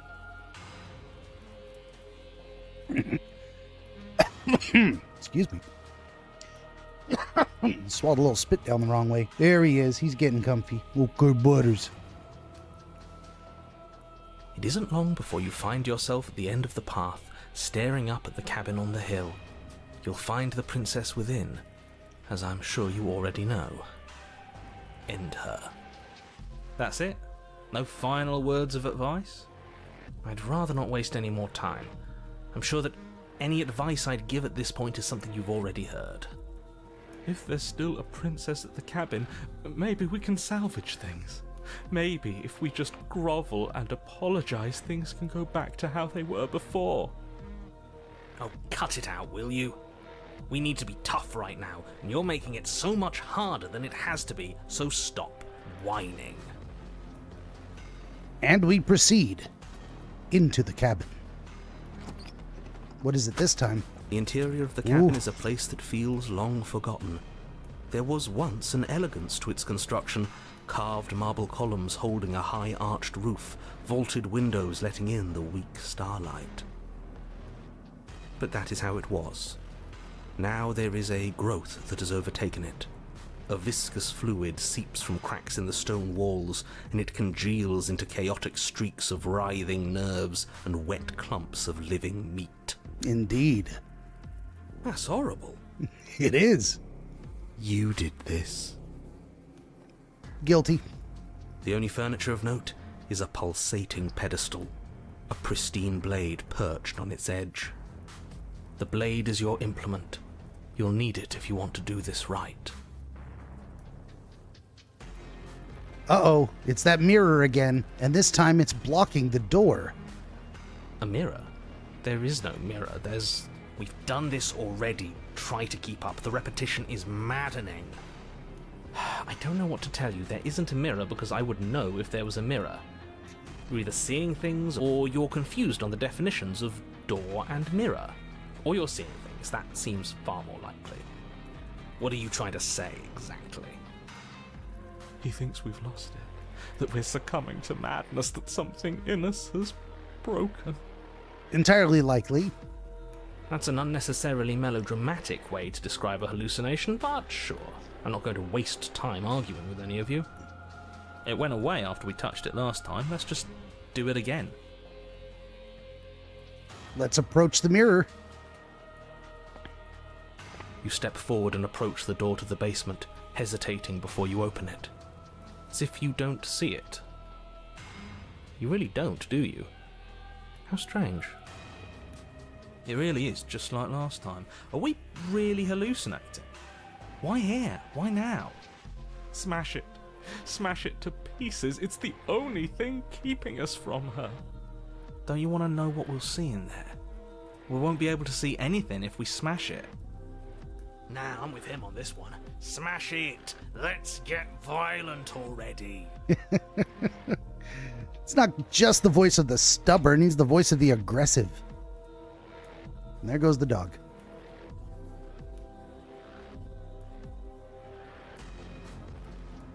What are you doing, Butters?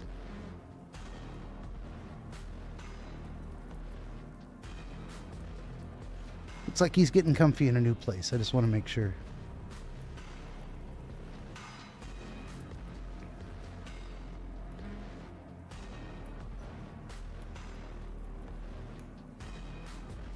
What are you doing, Butters? Oh, he's going to get down now. He wants up, he wants down. Of course he does. There he goes. Do whatever you want with it. The mirror isn't real, so how you handle it doesn't matter, aside from wasting dangerous amounts of time. Let's wipe the mirror clean. You reach forward and drag your hand across the door leading to the basement. As if on command, it slowly slides open, scraping against the stone floor, its ancient hinges moaning as it reveals the dim path ahead. Why am I not surprised? You step forward into the darkness. We went down without the dagger this time. I missed my chance to pick it up. The stairs leading down to the basement are at once both narrow and grandiose. A high vaulted ceiling stretches up into a gloom beyond your sight, while walls wet with tumorous growths press in uncomfortably at your sides. You feel both unprotected and trapped, at once exposed and claustrophobic. The air is thick, its odour an oppressive violence, the metallic scent of fresh blood twisting with the nauseating embers of charred remains. If the princess lives here, slaying her is probably doing her a favour. Her voice, a bellowing rage, roars up the stairs. Was severing the tendons of my ascension not enough for you? Was it not enough to rend my divine heart? Oh, she remembers. Of course she does. Come, see the horrors you've wrought upon my flesh, and feel my hands set upon your throat. She's so angry with us. Why? Why did you desecrate her? Why couldn't I stop you? You've got to stop thinking about her like that. It isn't doing anyone any good. She's not some untouchable god. She's an abomination, and we're going to put an end to her once and for all. Whatever she is now, is our fault. If she's an abomination, then what does that make us? She was going to end the world last time. If I might interject, you didn't make her into an abomination. She's always been what she is. It's why you're here, and it's why your task is so important. And so we continue down the stairs. You make your way to the bottom of the stairs. The chamber's walls are painted in blood, a deep, sickening red that drips down in clotted streams onto the charred corpses that make up its floor. This place reeks of torment, of ripped skin and burning bone. The princess stands in its center, muscles flayed and bare and weeping, draped in a tattered dress of her own skin. Her heart beats from its place in her open chest. Do you know what I'm going to do to you? There's not so much a moment of hesitation before she steps forward. Her chains pull taut, holding fast as she strains against them. The cuff around her wrist digs deeper into her skin. Blood drips from the place where metal meets flesh. And then, with a nauseating sound, the skin tears. It plops to the ground, and she pulls her red, glistening arm free from her bindings. She is loose, and she is coming for you. Let her end it. It's the punishment you all deserve for what you did to her. It's the punishment I deserve for letting it happen. Screw that. We can win. We've done it before and we'll do it again, only this time we'll make it out the other side. Hell, she's practically done most of the work for us. We don't even have a weapon.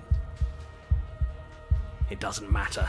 I refuse to go out any way that isn't kicking and screaming. We got some options here.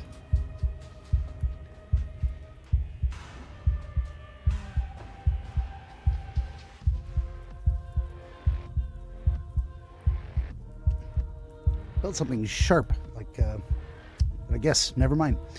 Let's see, I can tell her, given up on destroying the world, have we? Or I can ask her what happened to you. Or wait, we don't have to do this. Or I'm sorry, okay, I'm sorry for what I did to you. Or please just listen to me. Or simply fight back. Let's start at the top and see how many options it gives us. The world hasn't wronged me the way you have. Maybe I'll get around to it eventually, though. Once I've had my fill of you.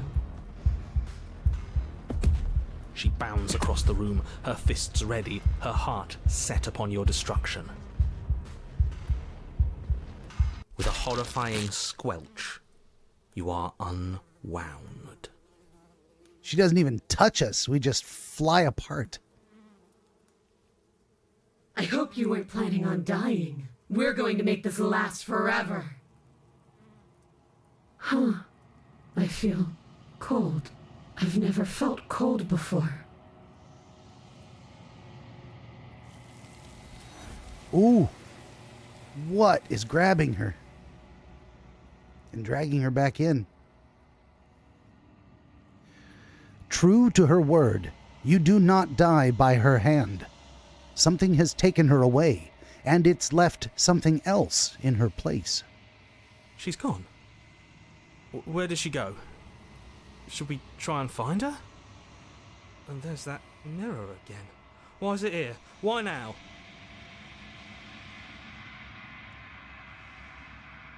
I don't know where she went, and I don't even know how we'd go looking for her. You're right. She's gone. It's just us and that awful thing. It's like it's mocking us. I feel anxious. Does anyone else feel anxious? Hey, the narrator is gone. He is. Does that mean the world ended? The world didn't end. We're still here. Come on. We just need to keep going. Figures the world would end and leave us with all this nothing. I think I'm supposed to look at the mirror. There's something dreadful about it. I don't think you should. Screw the mirror. We just need to find the princess. I don't want to look at us. I approach the mirror. I'm begging you, don't do this. Huh. The mirror never scared you before. It's different now. It feels, I don't know, final.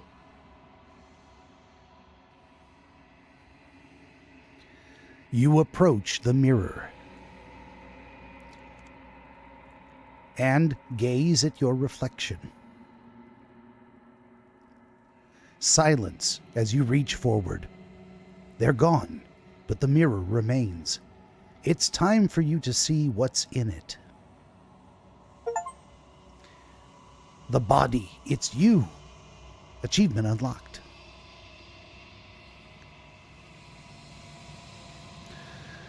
You are alone in that place. That empty place. It's quiet here. And I proceed to the cabin, apparently.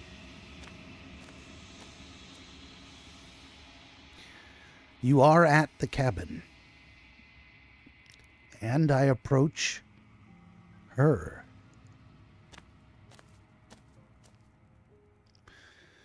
You recognize the presence inhabiting the shell. It is the entity that dwells in the spaces between. Something returns to the long quiet. It has surrendered its path of annihilation and brings me the gift of a fragile vessel. You're that thing I met in the space outside the woods, aren't you? I thought that was a dream. Vague recollections, empty tunnels without a mouth. I am sorry if I frightened you. What are you? I am solitary lights in an empty city. What are you? Solitary lights? What do you mean? Thoughts without connections. A dim and nascent network. I wish to be more. What do you think I am? I think that you are like me. We are oceans, reduced to shallow creeks. What do you mean by the gift of a fragile vessel? Yes, nerves and fibers to feel the worlds beyond, perspectives to make my own. This one is desecration. She placed the weight of her agony on you, yet it is she who unwound herself. But there is passion and empathy in her misery. She will make for a burning heart. Do not mourn her. She has finally found peace.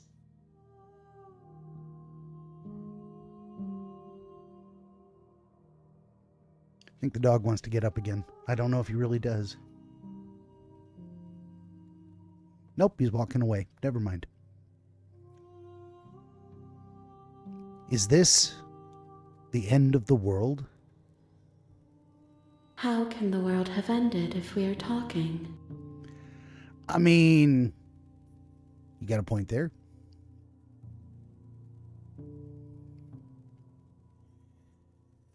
Do you know the narrator?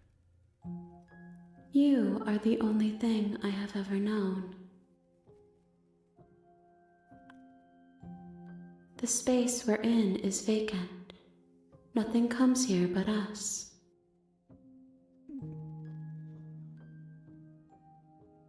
It gives me the option to say, let her out. Let her out of there. Let's see what happens. I'm sorry. There are some changes that can never be undone. There are some tears that can never be unshed. This is not a place that can hold a fragment of a concept. The moment she arrived here, she was going to return to me. I promise that it doesn't hurt.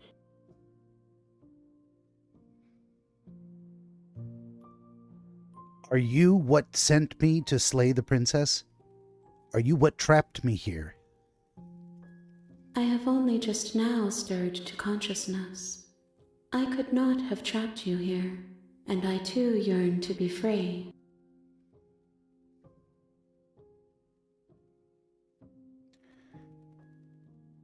Do you know about the worlds beyond this place?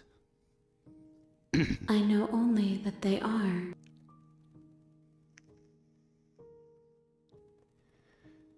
Are you the princess? She is part of me, and part of me is her.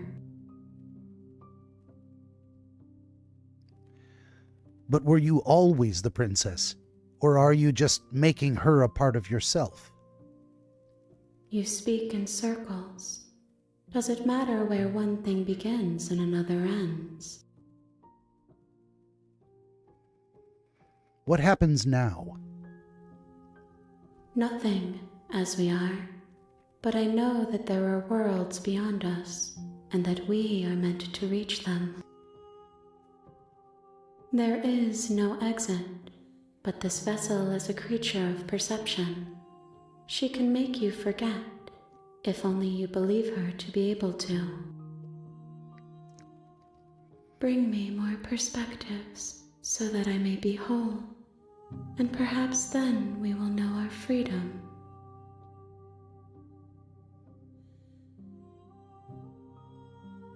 Aren't you afraid that I'll find a way to kill you? I have not lived. I am not afraid to die. How much will I forget? Everything, until we meet again. How many more pieces of you do I have to find? More than you have found, but less than there are to find. I am infinite. The rest will find their own way home.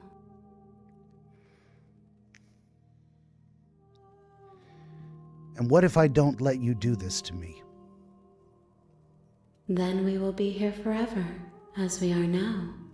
Unfinished, dry, hollow. I was sent to slay the princess, to stop her from destroying the world. If I help you, is that what you're going to do? You ask of things that cannot be done. To destroy is merely to reshape, to remold. You're being semantic. What are you going to do if I help you? How can I know? I am flickers in something sprawling and unilluminated. We got a choice to make. I can tell her I am not going back. Or I can tell her, okay, make me forget. I want to see what happens if we refuse to go back. Here we go. If you need time, then I'll wait with you.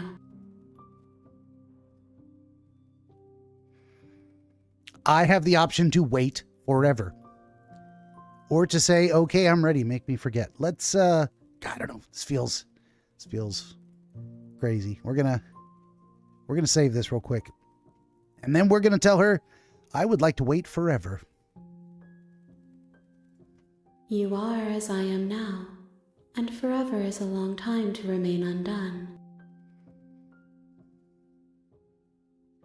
I am not you, but I know that I would return before forever was finished. What textures will you weave for yourself to occupy forever? Will you place the images of you and I into a box for safekeeping? If you close that box, will you become another you in another world? An imaginary pattern repeating itself until it can no longer bear the weight of its hand-drawn cage? You'll always come back to the box, because you'll always want to know what it means to be you. I will be here waiting by your side until you're ready to return to mine.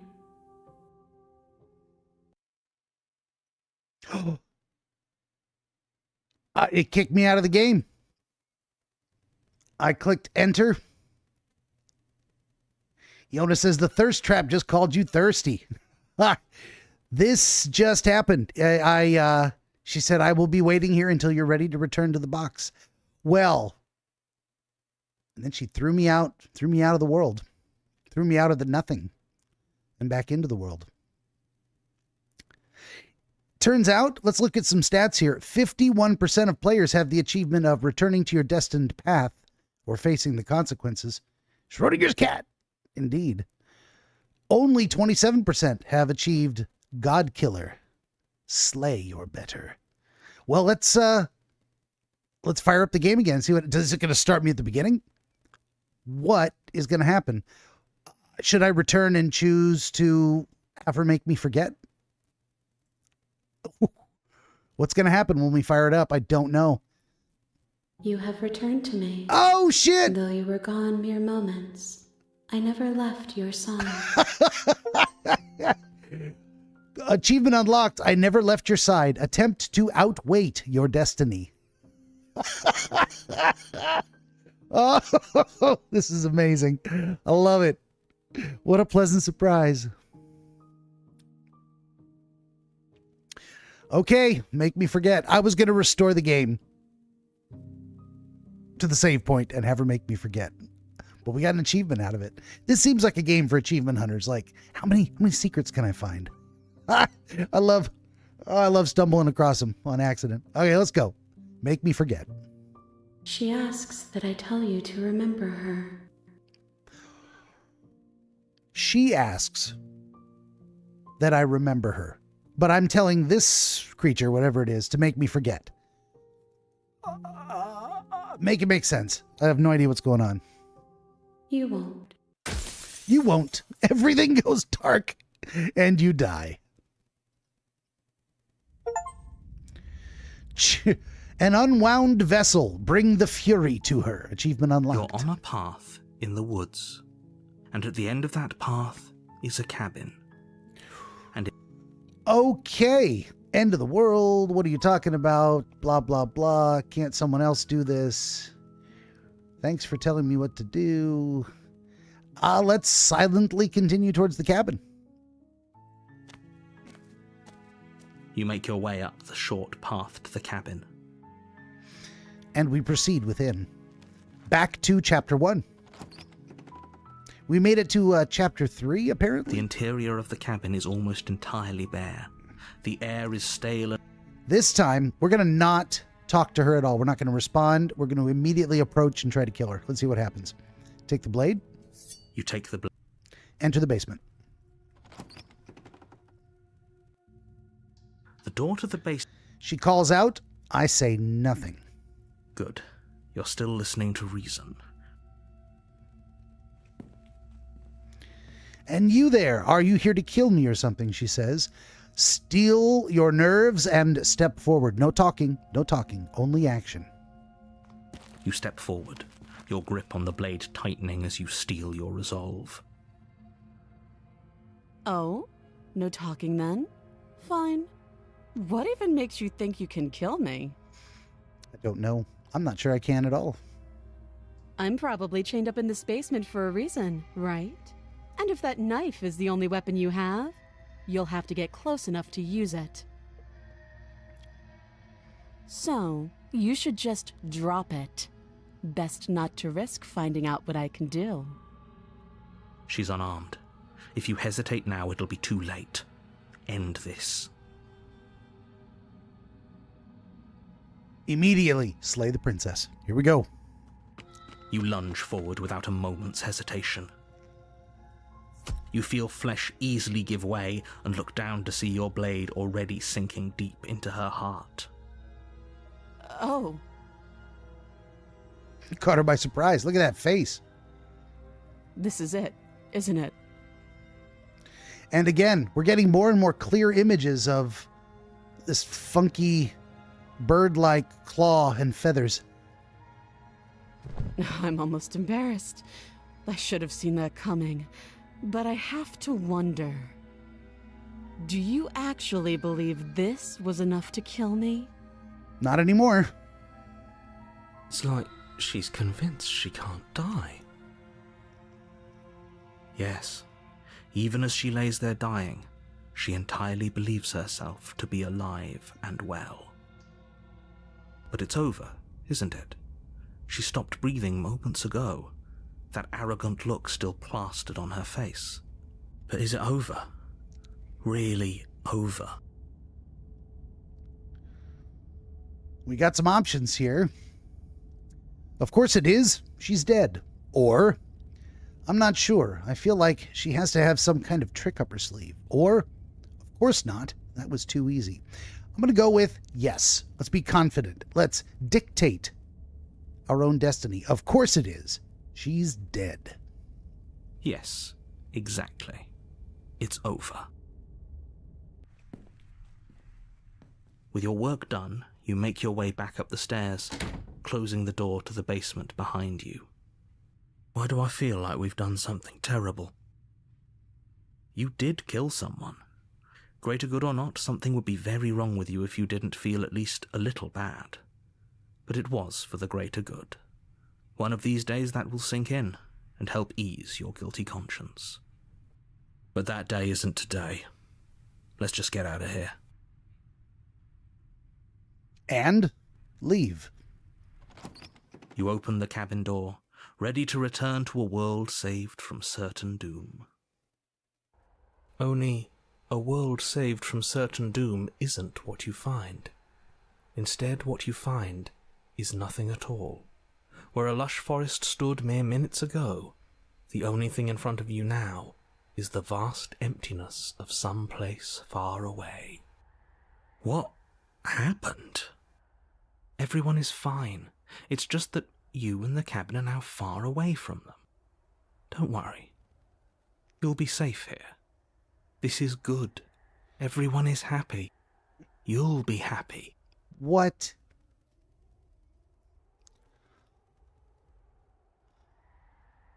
Three options yet again. Number one, that's bullshit. Let me out of here. Number two, oh, okay. Number three, I was kind of hoping I'd get a better ending for saving the world. Let's go with that. Yeah. What's up with this crappy ending? This isn't an ending. In fact, now that the princess has been slain, endings are a thing of the past. No. This is the beginning of eternity. Your reward. Just a blank nothingness forever? This is what's best for everyone. Trust me. I don't trust you, but I did exactly what you told me to. Time passes. You can't be sure if it's days or months or years or even decades. It's all a wonderful, boring blur. You've never been happier. Psst. Hey.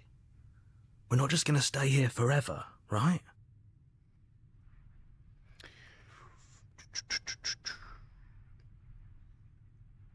I say to the voice of the hero, didn't you hear the narrator? I'm happy. We're happy. Are we really happy? Or is he just telling us that we are? He did just kind of tell us that. Fair point. No, we're happy. I'm sure of it. Really? Well, if you ever change your mind, just let me know, I guess. More happy time passes, though the word begins to lose its meaning. Time, that is, not happy. Happy still has plenty of meaning. Please, shake yourself out of it. We have to get out of here. The little voices, please, fall on deaf ears. Eventually you pass into a blissful state of pure existence.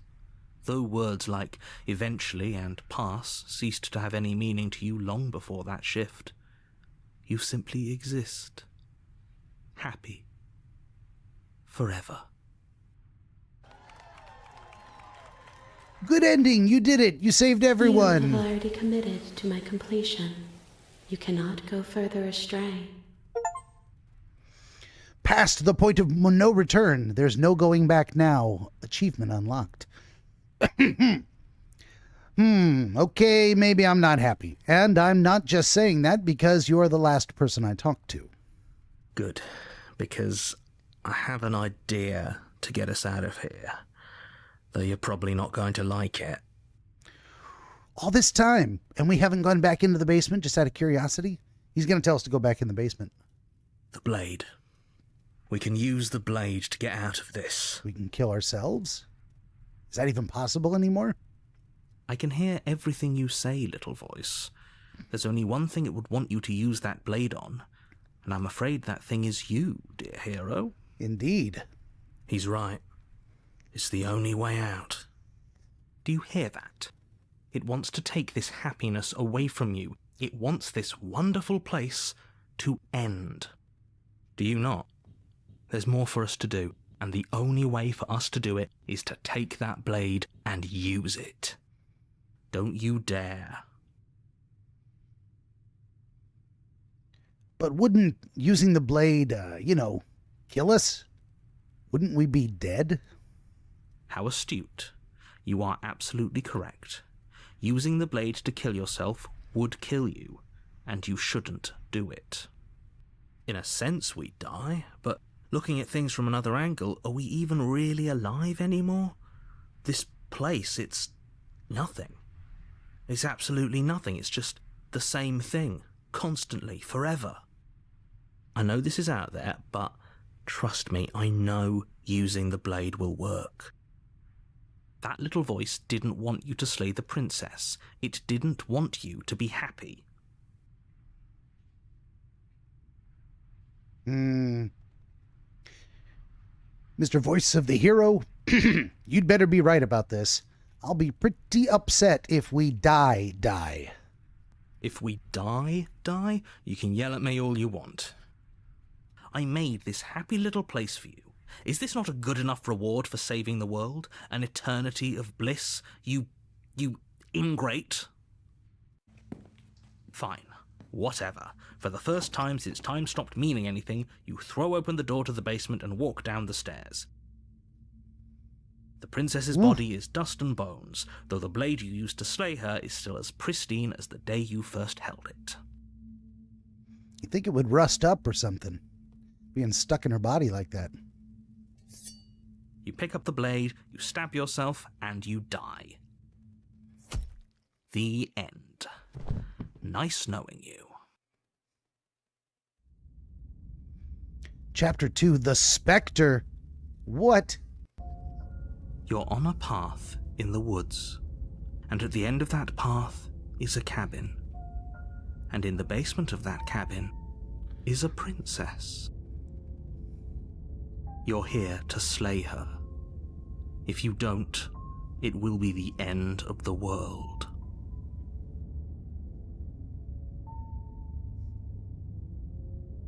Okay, let's do some exploration. Oh, you bastard! You're in for it now. I'm wise to your tricks. My tricks? What on earth are you talking about? We've just met for the first time. Is that so? If he doesn't remember what happened, then maybe it's best to keep it that way. That's fine. It wasn't very hard to kill her last time. We'll just do it again. This is a new voice, the voice of the cold. Well, if for whatever reason you're going to insist that this has happened before, at least your heart's in the right place.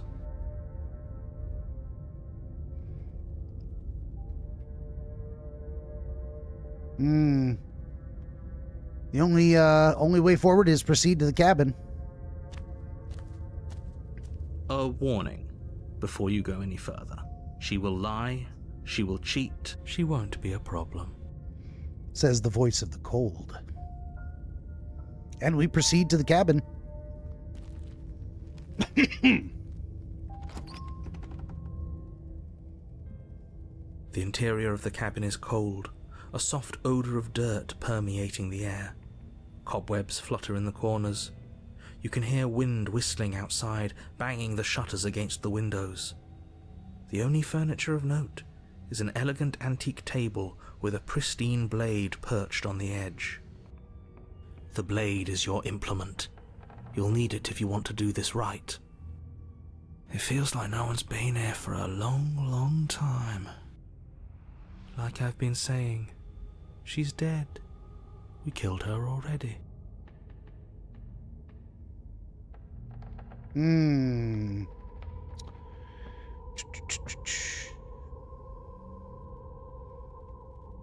didn't say anything about a mirror on the wall. We've already done that. Let's approach the mirror. Let's go straight to it and see if it's different this time. You walk up to the wall next to the basement door. It's a wall. There isn't much to see here. What are you talking about? This isn't a wall. It's a mirror. Or at least it'll be a mirror once we wipe off that layer of grime. And we attempt to wipe clean the mirror. You reach forward and rub your hand against the cabin wall. I hope you know how ridiculous you look right now. But there was a mirror a second ago, and now it's gone. Let's not spend much longer worrying over it. Clearly it's not even important enough to be acknowledged. Take the blade or not? Take the blade or not?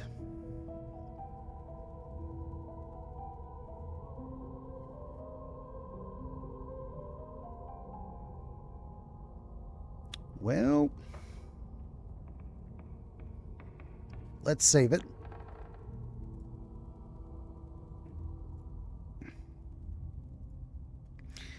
And take the blade. Really? I don't know if I'm ready to just walk in there without a weapon. I'm very tempted. Let's go in without the weapon this time. No weapon.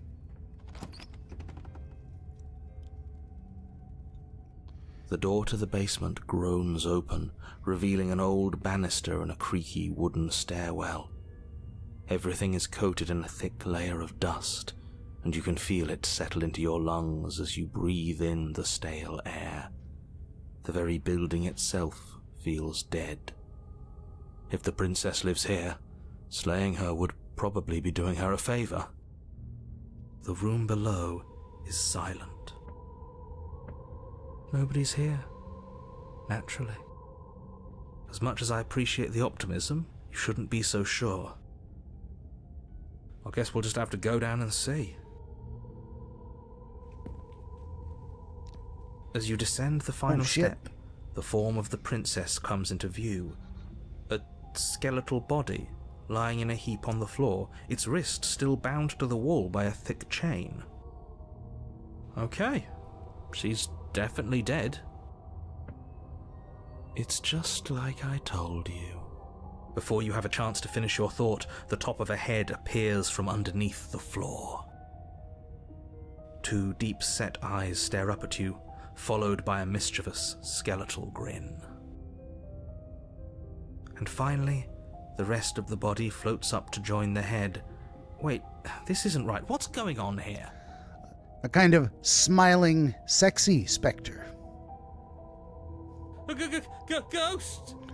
Says the hero. Oh, wow. How absolutely terrifying. What's a ghost supposed to do to us? Oh, you don't know. That's why ghosts are scary. You don't know what they're gonna do. Oh, it's you.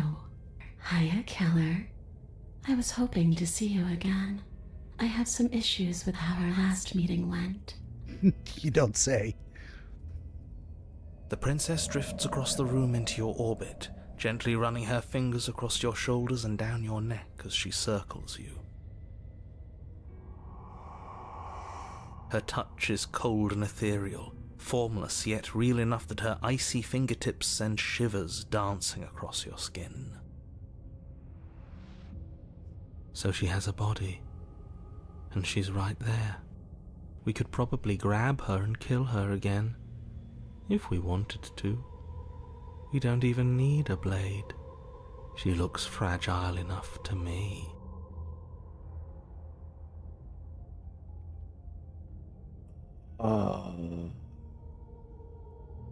I mean, we came here without a weapon. So we've kind of set the tone for this one. Let's wait and see how it plays out. I see you don't have that annoying knife anymore. Yep. So, does that mean you regret what you've done?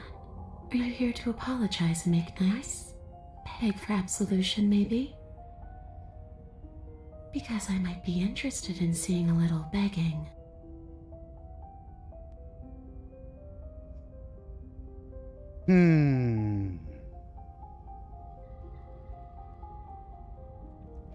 I say, see, this is exactly what I was trying to tell you about in the woods. This already happened. We killed her. Yes, obviously things are strange right now. I think it's safe to say that you've seen something you shouldn't have seen. Whatever worlds you've hopped between, whatever versions of me you've met, none of that matters now. There's no changing what's already happened. But you have a job to finish. Finish how? We already did what you told us. And now she's a ghost. There's a perfectly pristine blade waiting for you upstairs. You could always use it to, I don't know, slay her. And then what? And then you'll have saved the world. We did that once already, and it didn't seem to take. I think he's asking about what happens after we save the world. If that's even still an option. What do you mean, after? You already know what we mean, don't you? So why don't you go ahead and tell us? Are you going to try and lock us away in a timeless void again? Because I didn't much care for that. I'm not going to lock you anywhere. What an interesting choice of emphasis.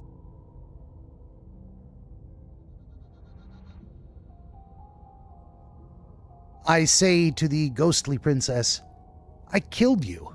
What are you doing not being dead? I don't feel very bad, but I guess I'm not dead. So you must have only mostly killed me. Or maybe death is only mostly real, but it's also mostly not real. I'm not sure. I'm just the one these things have happened to, not the one with all the answers. Or any of the answers. But we're not a ghost. Unless we are? Maybe that's why the mirror disappeared. We're actually dead. Death, at least as a form of permanence, is just a concept. And clearly it's not a very useful one anymore. Maybe we should throw it out entirely. It doesn't seem to be permanent. See, this is why I didn't want you to talk to her. Death is not just a concept, it is an extremely real phenomenon. Don't let her distort your reality. Cold, hard facts exist. The truth exists. It has to.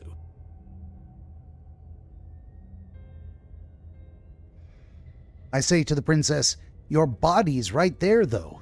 Your dead body. The princess glances back at the bones lying on the floor. It's just a body. Do you believe these bones? Or do you believe me? Because those bones aren't talking to you. She's seeing things pragmatically. We should do the same. Reality is what's in front of us, not our preconceptions of what it should be. There doesn't need to be a static truth. There doesn't need to be objectivity. I say to the princess, do you know why you came back? How should I know? Why does anyone come back? Maybe I have unfinished business with you. Or maybe you have unfinished business with me. Ain't that the truth? All I know is there's a hole in my chest. Not the big obvious one that you put there. There's something older and deeper. A nagging reminder that I'm not where I'm supposed to be.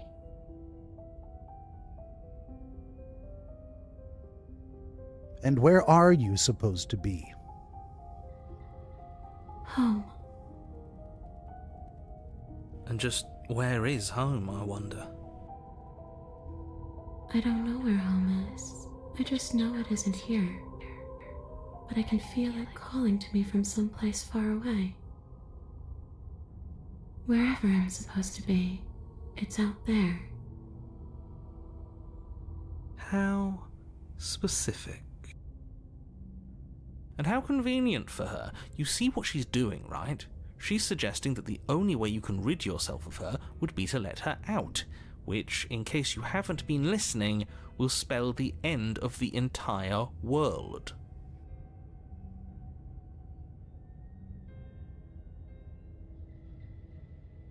I say to her, what do I say to her? We got some options here.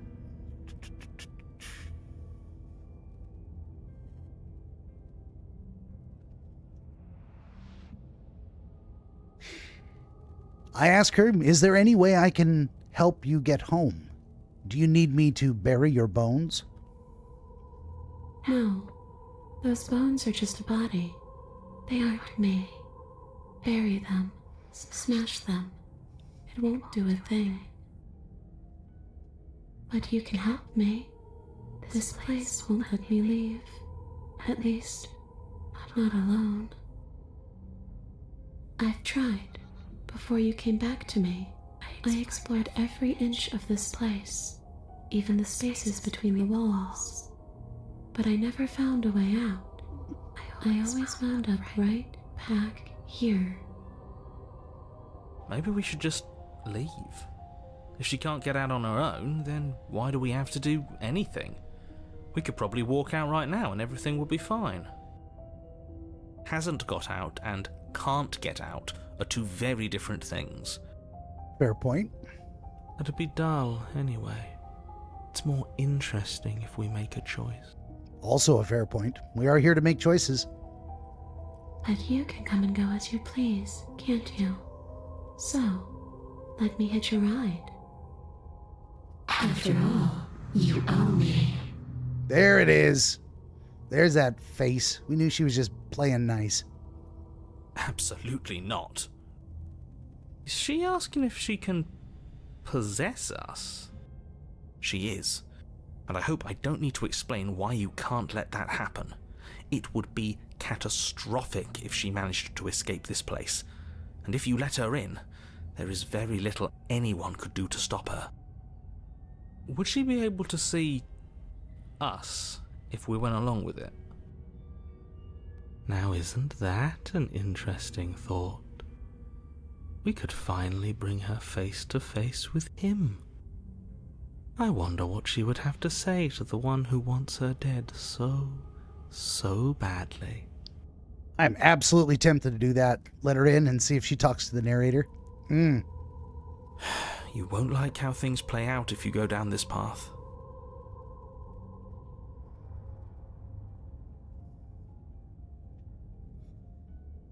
I say to her, what if I say no?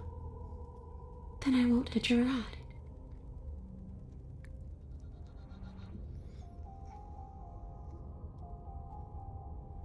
You won't hitch a ride if I say no, or you can't hitch a ride? I'm sure you'd like to know. It's a shame I won't tell you. But it'll be easier for both of us if you just let me in. And doesn't it sound nice? Sounds interesting, for sure. Maybe for her, but it's crowded enough in here as is. You won't have to feel guilty anymore. If you even do feel guilt. Not sure I do. It could be the best way to trap her for good. Doesn't seem like it would be very easy to end the world from inside someone else's body. This voice of the cold that appeared when we came on this particular line of events seems to like that idea. Am I supposed to listen to each of these new voices as they pop up? The hero and the narrator seem to be recurrent, but the other ones, maybe not so much. Like, where is the voice of the broken? He's just gone entirely. I haven't heard anything from him. That is a very dangerous train of thought. I say to the princess's ghost, this would just be temporary, right? You'll leave once we're out of the cabin. If I'm able to. But for all we know, that's not how it works. Maybe I'll wind up stuck with you for a long, long, long, long time. Do you hear the way she said that? She knows more than she's letting on. Don't let her fool you into doing something you'll regret.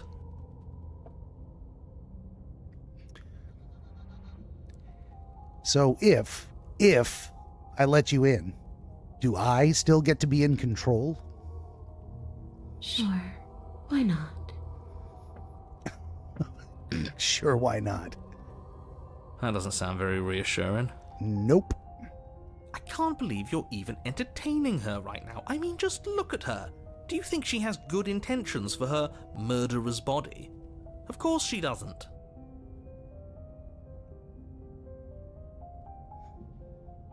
Before I agree to anything, we need to talk about what happens after you leave this place.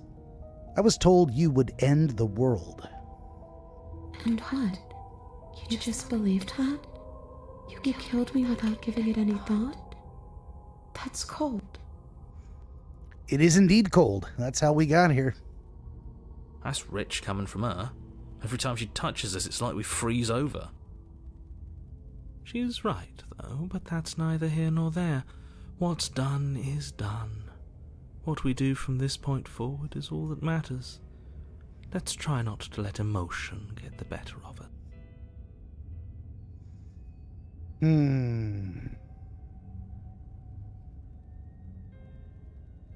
More exploration. I say to her, obviously it was wrong of me to believe that. How could you have ended the world if all it took to kill you was a knife to the heart? Don't underestimate your own capabilities. If you truly managed to slay her last time, that doesn't mean she wasn't a threat. It means you did something heroic. Threats come in all shapes and sizes. A misspoken word could bring about the end of everything just as much as a blade or even the mere existence of an idea. You were chosen for this job for a reason. So he keeps saying. That's right, killer. I'm not a threat to anyone. And even if I was, I'm hardly a threat anymore, wouldn't you say? Don't play all innocent with me.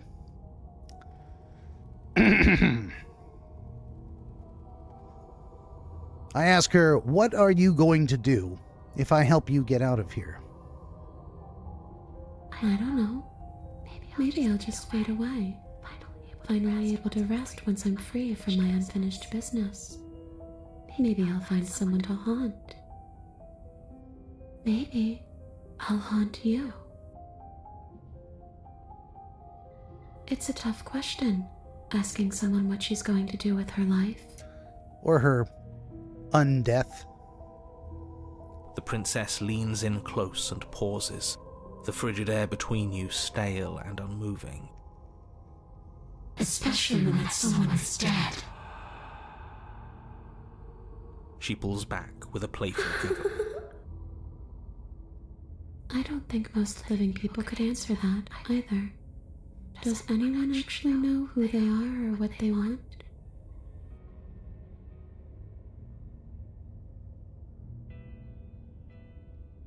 Well, were you going to end the world? I don't know. I just wanted to leave. I still just want to leave.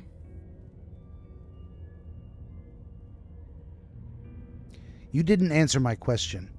Do you want to end the world? The only thing I've ever wanted was to leave this place. It's still the only thing I want. You still didn't answer my question.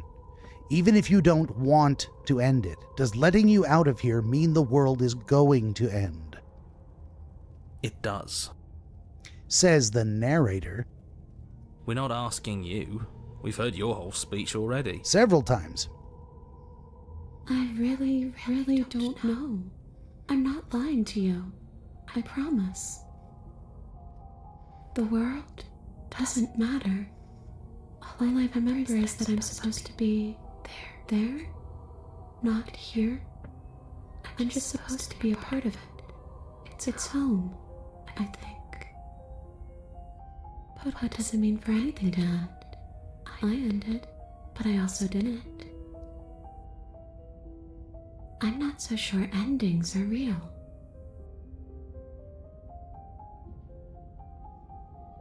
Okay, apparently I choose to leave it at that. All right, I tell her, stop playing the victim. You threatened me last time.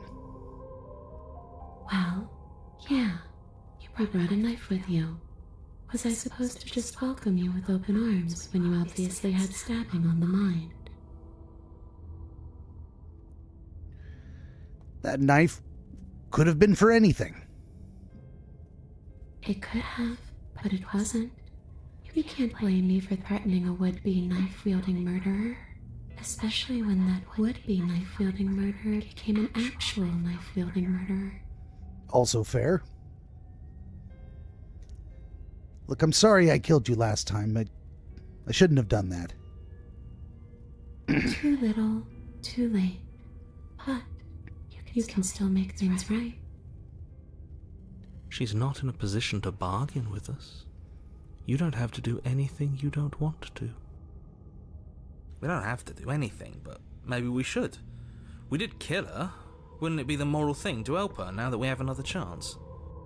When a hero slays a monster, does he apologize to it? No. So don't try to make things right. She was going to end the world. You didn't do anything wrong, aside from apparently killing yourself, and that doesn't have much to do with her. It was well after the fact.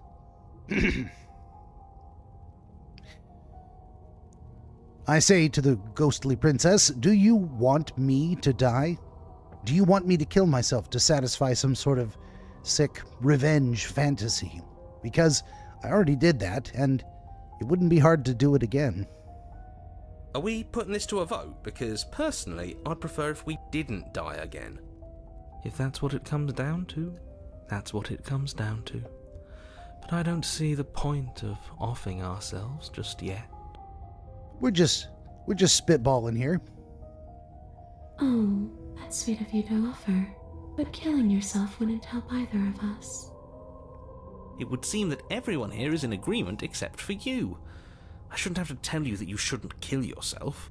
So please, try to keep your suicidal tendencies in check. Like I said, I just want to go home.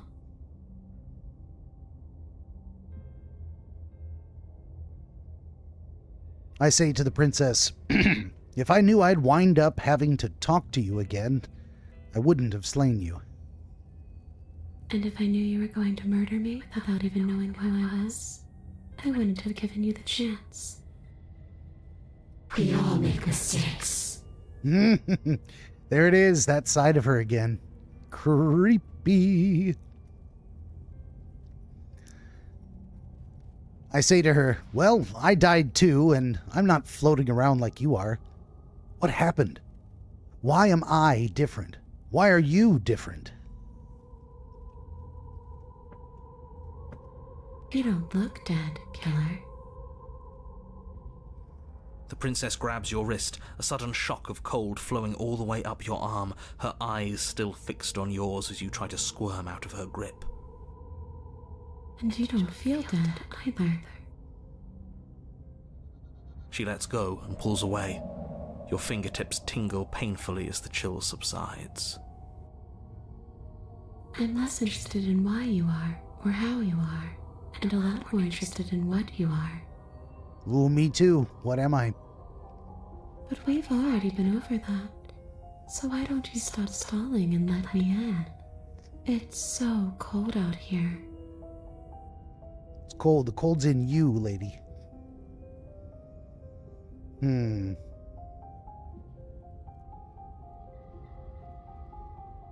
I ask her, "You're dead, or at least mostly dead. What can you even do to hurt me?" A boring question with an easy answer. Nothing. She's a ghost. Ghosts can't hurt us. I don't know. She was able to grab me, and there was a painful tingle. That's for me to know, and for you to wonder about. Maybe I can't do anything to you. See? Or maybe I can rip your heart out. Maybe you should then. Do it. Who's to say, really? I don't like the uncertainty here. I don't know what to do or who to trust.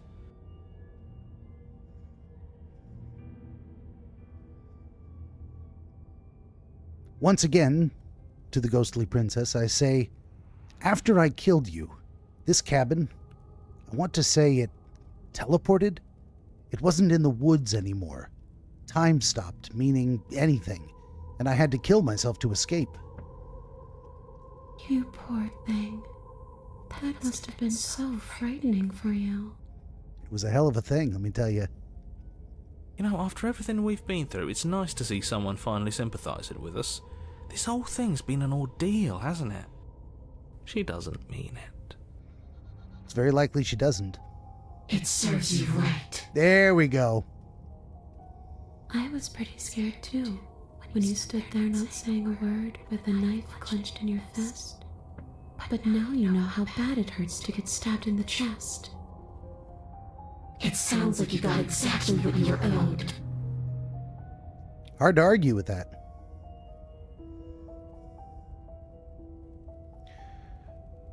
So tell me this, princess.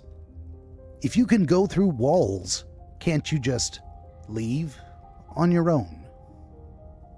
I wish that's how it worked, but this place won't let me go.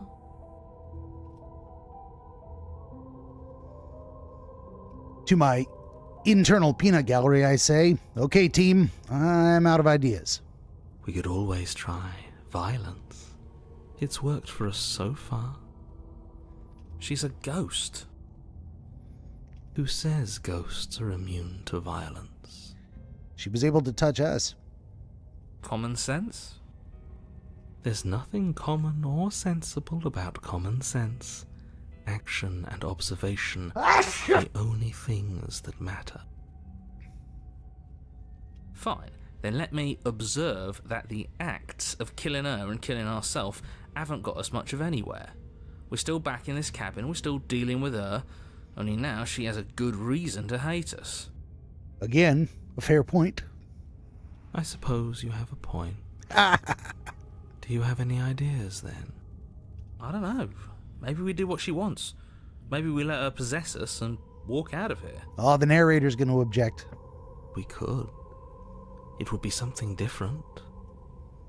I like different. Absolutely not. If you walk her out of here, she's going to end the world. And is that really so bad? Yes, it is by its very definition bad. But those are the only options, aren't they?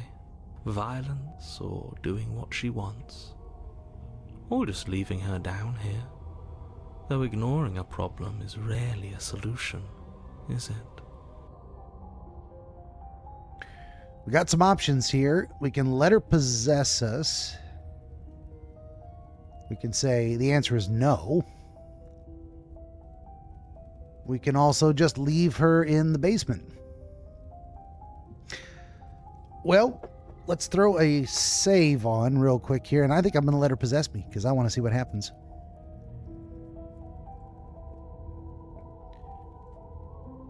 There we go.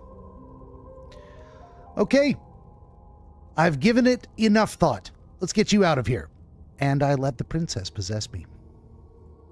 The princess swims through the air in front of you, pausing for a brief moment as her dark-rimmed eyes stare deeply into yours. There's a hunger in her gaze. You're really trying to make it up to me, aren't you? Thanks for being a pal, killer. I mean it. What are you doing? Don't just let her in. How many times do I have to tell you? See you soon. She rushes Ooh. forward and then she's gone.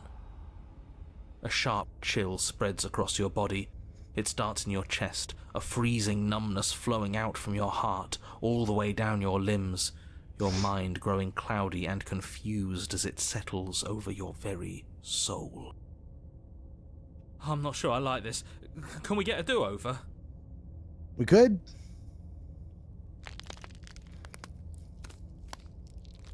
I'm afraid it's too late to stop now. The numbness gives way to a stabbing pain, your muscles twitching and convulsing violently, each involuntary movement causing more waves of agony to ripple across your body. You collapse to the floor, and everything goes dark. Come on, you. You've got to get up. I know everything feels heavy right now, but we still have to get out of here. Your eyes flick back open as you get your bearings, your vision swimming as... So this is what it's like to be you, huh? Disembodied voice narrating your every move?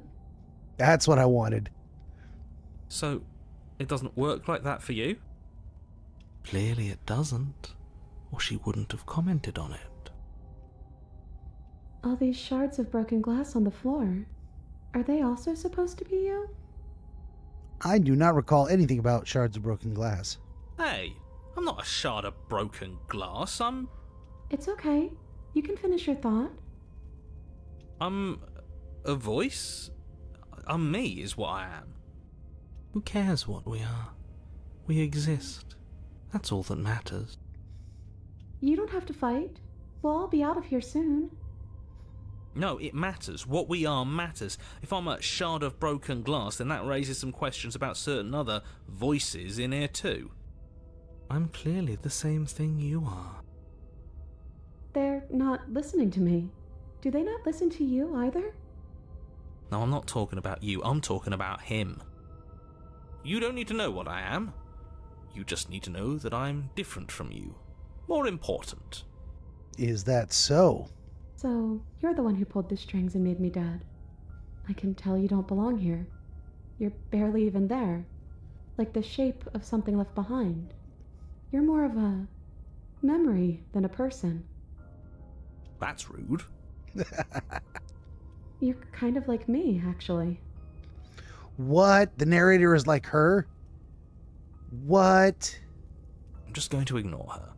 You push yourself off the ground. The princess is nowhere to be seen. Obviously she's nowhere to be seen. Because I'm in here with all of you. Everybody knows that. I'm setting the stage. The room is empty because you made a spiteful, idiotic, and all-round foolish decision. You don't have to let him get to you.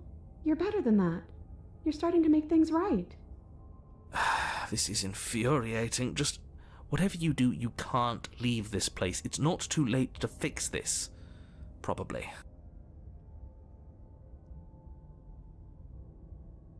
I can't think straight.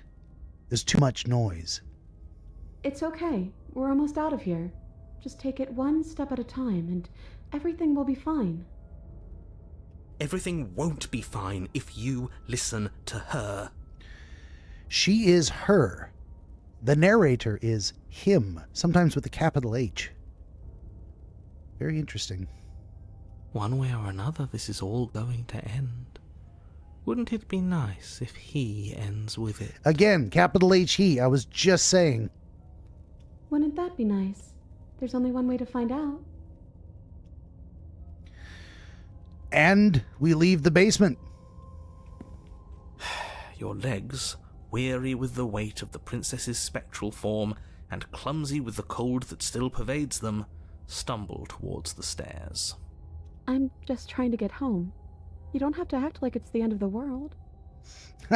But that's exactly what you leaving this place is going to be. You don't know that. I do. Wait, If she has a home to go back to, doesn't that mean that her leaving won't end the world? It doesn't mean that at all. It could mean that wherever her home is, it's outside of the world. Yeah, but it has to be somewhere, doesn't it? And if it's somewhere, then it's part of the world. I suppose it's all a matter of perspective. Where does the world end and something else begin? Does the destruction of one open a door to another? Or is it the same world reborn? Against the backdrop of the inane conjecture of meaningless little voices, your body continues its ascent up the stairs, staggering through the open door.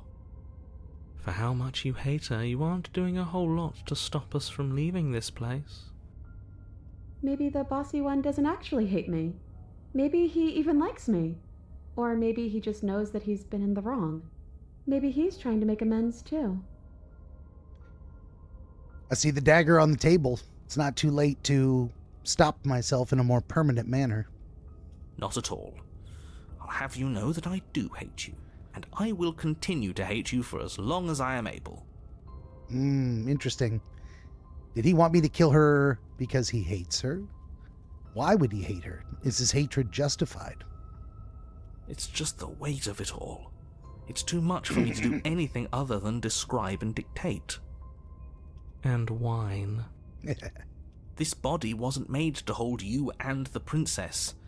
If you want to renege on your cataclysmically terrible decision a minute ago, well, you're the only one that can make that happen. Oh, I can take the blade or trudge forward. Let's save it again.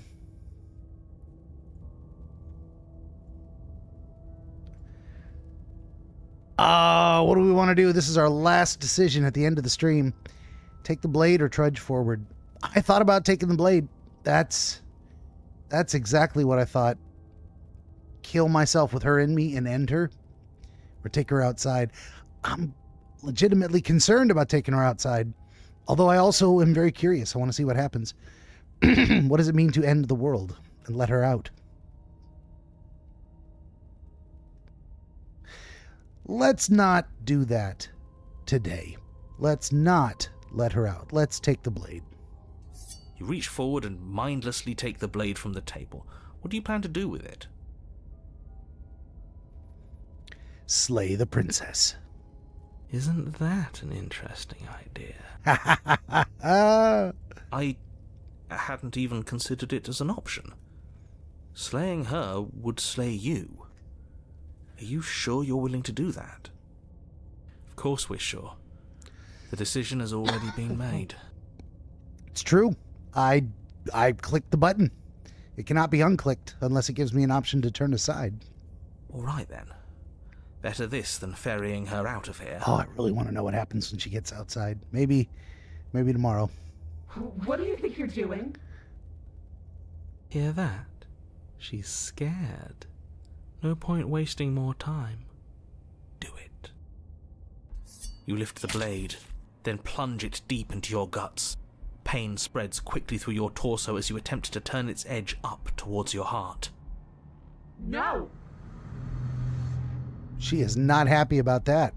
The princess, her spirit bound to your prison of flesh as she had once been bound to the basement's prison of stone, cries out in agony as you slice through organ and muscle. Your skin roils and bucks as she violently pushes against it from the inside. Bits of her seep through, white and glowing with ethereal light, but still the walls of your prison hold. You know, down in the basement, we were thinking maybe she's tricking us to let her in. Little did I suspect we would have the option to return the favor and trick her. Is this really what you wanted? Do you hate me so much that you would kill yourself just to deny me freedom? Yes, he would, because he knows what's at stake, and he knows what will happen if you leave this place. I'm not so sure about all of that. No, me either. Don't be modest. You're a hero. Do you think I'm just going to stick around while you die? Hell no, I'm leaving. You can try if you want, but I think this is an end for all of us. Let me out, let me out, let me out, let me out! The princess's form continues struggling to pull itself out of you, but the effort is in vain. You collapse to your knees. Your vision blurs, then starts to fade. Achievement unlocked. Take in the spirit and kill it the only way you know how. Or the only way you can, rather. And then what happens? I think he's gone. Just like everything else. Are we dead? I don't know. I don't think so. This is different than it was last time.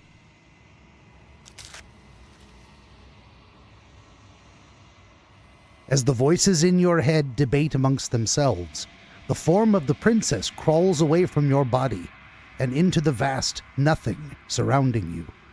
Do you think we're done? Do you? Oh shit! We got her. We did the thing. We returned her to that other creature. But you do not get the chance to respond, nor will you ever. It's time to leave. Memory returns. She's gone. Where did she go? Should we try and find her? And there's that mirror again. Why is it here? Why now?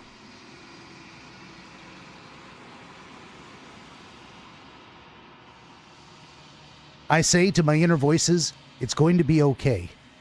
Just trust me. We've been here before, and you always get scared. But it feels so bad. Like looking into it right now is going to be the end of everything. Oh, it is. It is. You don't need to comfort him.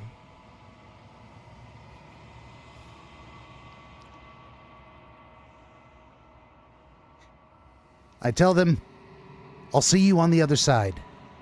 It's going to be okay. Okay. If you say so. We'll trust you.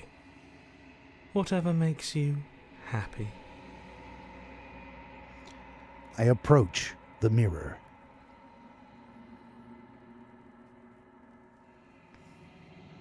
And gaze at my reflection. Silence as you reach forward. They are gone once again. The mirror always makes them leave. But you need to see what's in it. You've grown. The bloat unlocked.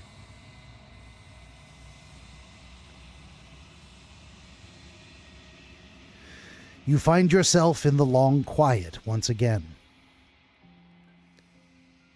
And proceed to the cabin.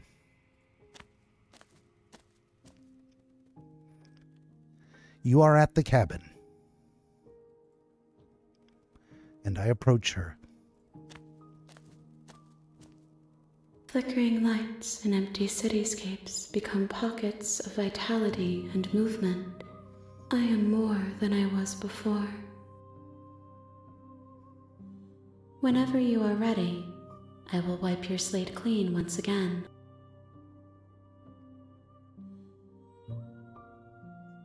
Are you the same being as you were before? How much have you changed?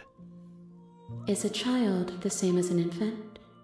I am an unbroken pattern, but every vessel gives fresh perspectives and carves new avenues of expression. I am different, but I am the same. Everything you say feels like a riddle. Can you just give me a single straight answer? I'm sorry. Words are difficult for me. They never fully weave what I wish to say. If you do not like my answers, then you need not ask me questions. The vessels you choose to bring me carry far more meaning than anything words could say in the spaces between. What does it feel like to change like this? Eyes close in reflection. Perspectives meld together, and the breadth of my experience stretches to new corners. There are contradictions, conflicts in my nature, and there are familiarities that bind everything together. It feels correct. This is what I need to be. This is the only path forward.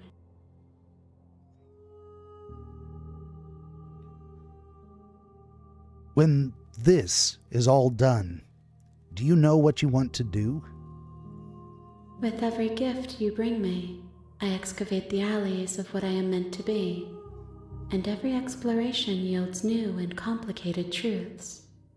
What I will be is different than what I am, and what I am is different from what I was. I cannot tell you what desires I will hold when I have changed. But in this moment, all I want is to know myself.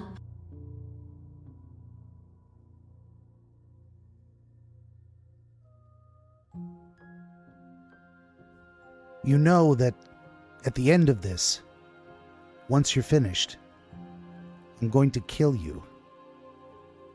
Right? There is still much to be seen. Neither of us know the depths of our being. Perhaps at the end of this, I will be the one to kill you. Or perhaps we will leave this place together and find new horizons to discover.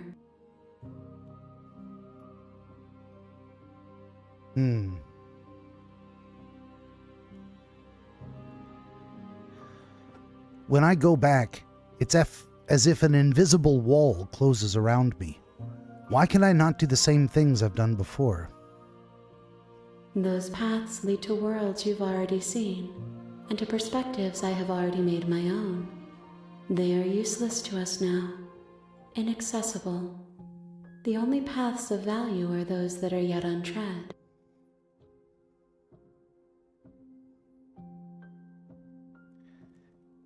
You have been kinder to me than anyone else I've met.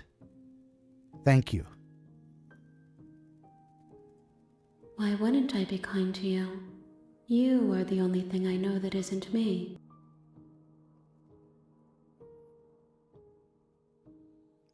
What do you want me to bring you next time? Gifts aren't what someone tells you to bring them. Do not worry. There are no wrong answers, and every perspective illuminates my shadows and shares new secrets. Do you have any thoughts on this vessel? This one is vaporous. She is a dream for a life she could never have, but that longing has given her so much capacity for kindness. She will make for an understanding heart. Do not mourn her. She will finally be able to hold what she never knew.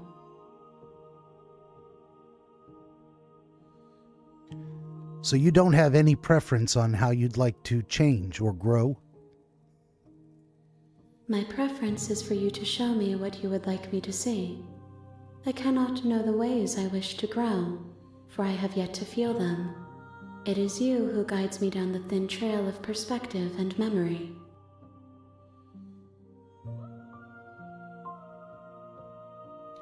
I don't want to hurt you, but the more times I go back, the worse I fear things will be. There is a hurt that dwells in them, but they are not me. They are thoughts and perspectives. They are feelings that inform my being. The wounds they've suffered carve texture around my heart. Without them, I would be as I was before. I cannot be as I was before. There are new spaces that I must fill. How many more vessels do I need to bring you? If I am to be an ocean, you have given me enough to build a pond. My waters are shallow and murky, and I yearn for more perspective. I will transcend in due time, and there is no way forward but to contribute to my awakening. I can tell her I'm ready to go back. I can attack the entity, or I can destroy my own body. I'm ready to go back and end the stream. We're over time, but I couldn't just not experience this. We made it back to this space between, this emptiness where nothing but this creature exists, and we've added now 2 pieces to it. I think there's something around a half a dozen total, so we're gonna get some playtime out of this. All right, I'm ready to go back. I await your return, but it will give me time to reflect on what I am. We will meet again. Everything goes dark, and you die. An evanescent vessel, bring the specter to her. Achievement You're on unlocked. a path in the woods, and at the end of that path is a cabin. And in the basement of that cabin is a princess. Indeed. Let's save it and pick it up again tomorrow, my friends. That's going to bring us to the end of this episode of DreamWizard Plays, number 426. That's crazy. It's a crazy number. Slay the Princess from 2023, Part 1. On your way out, would you kindly like, share, subscribe? Tell your friends to join us again tomorrow between 5 p.m. and 8 p.m. Pacific for Part 2 of Slay the Princess.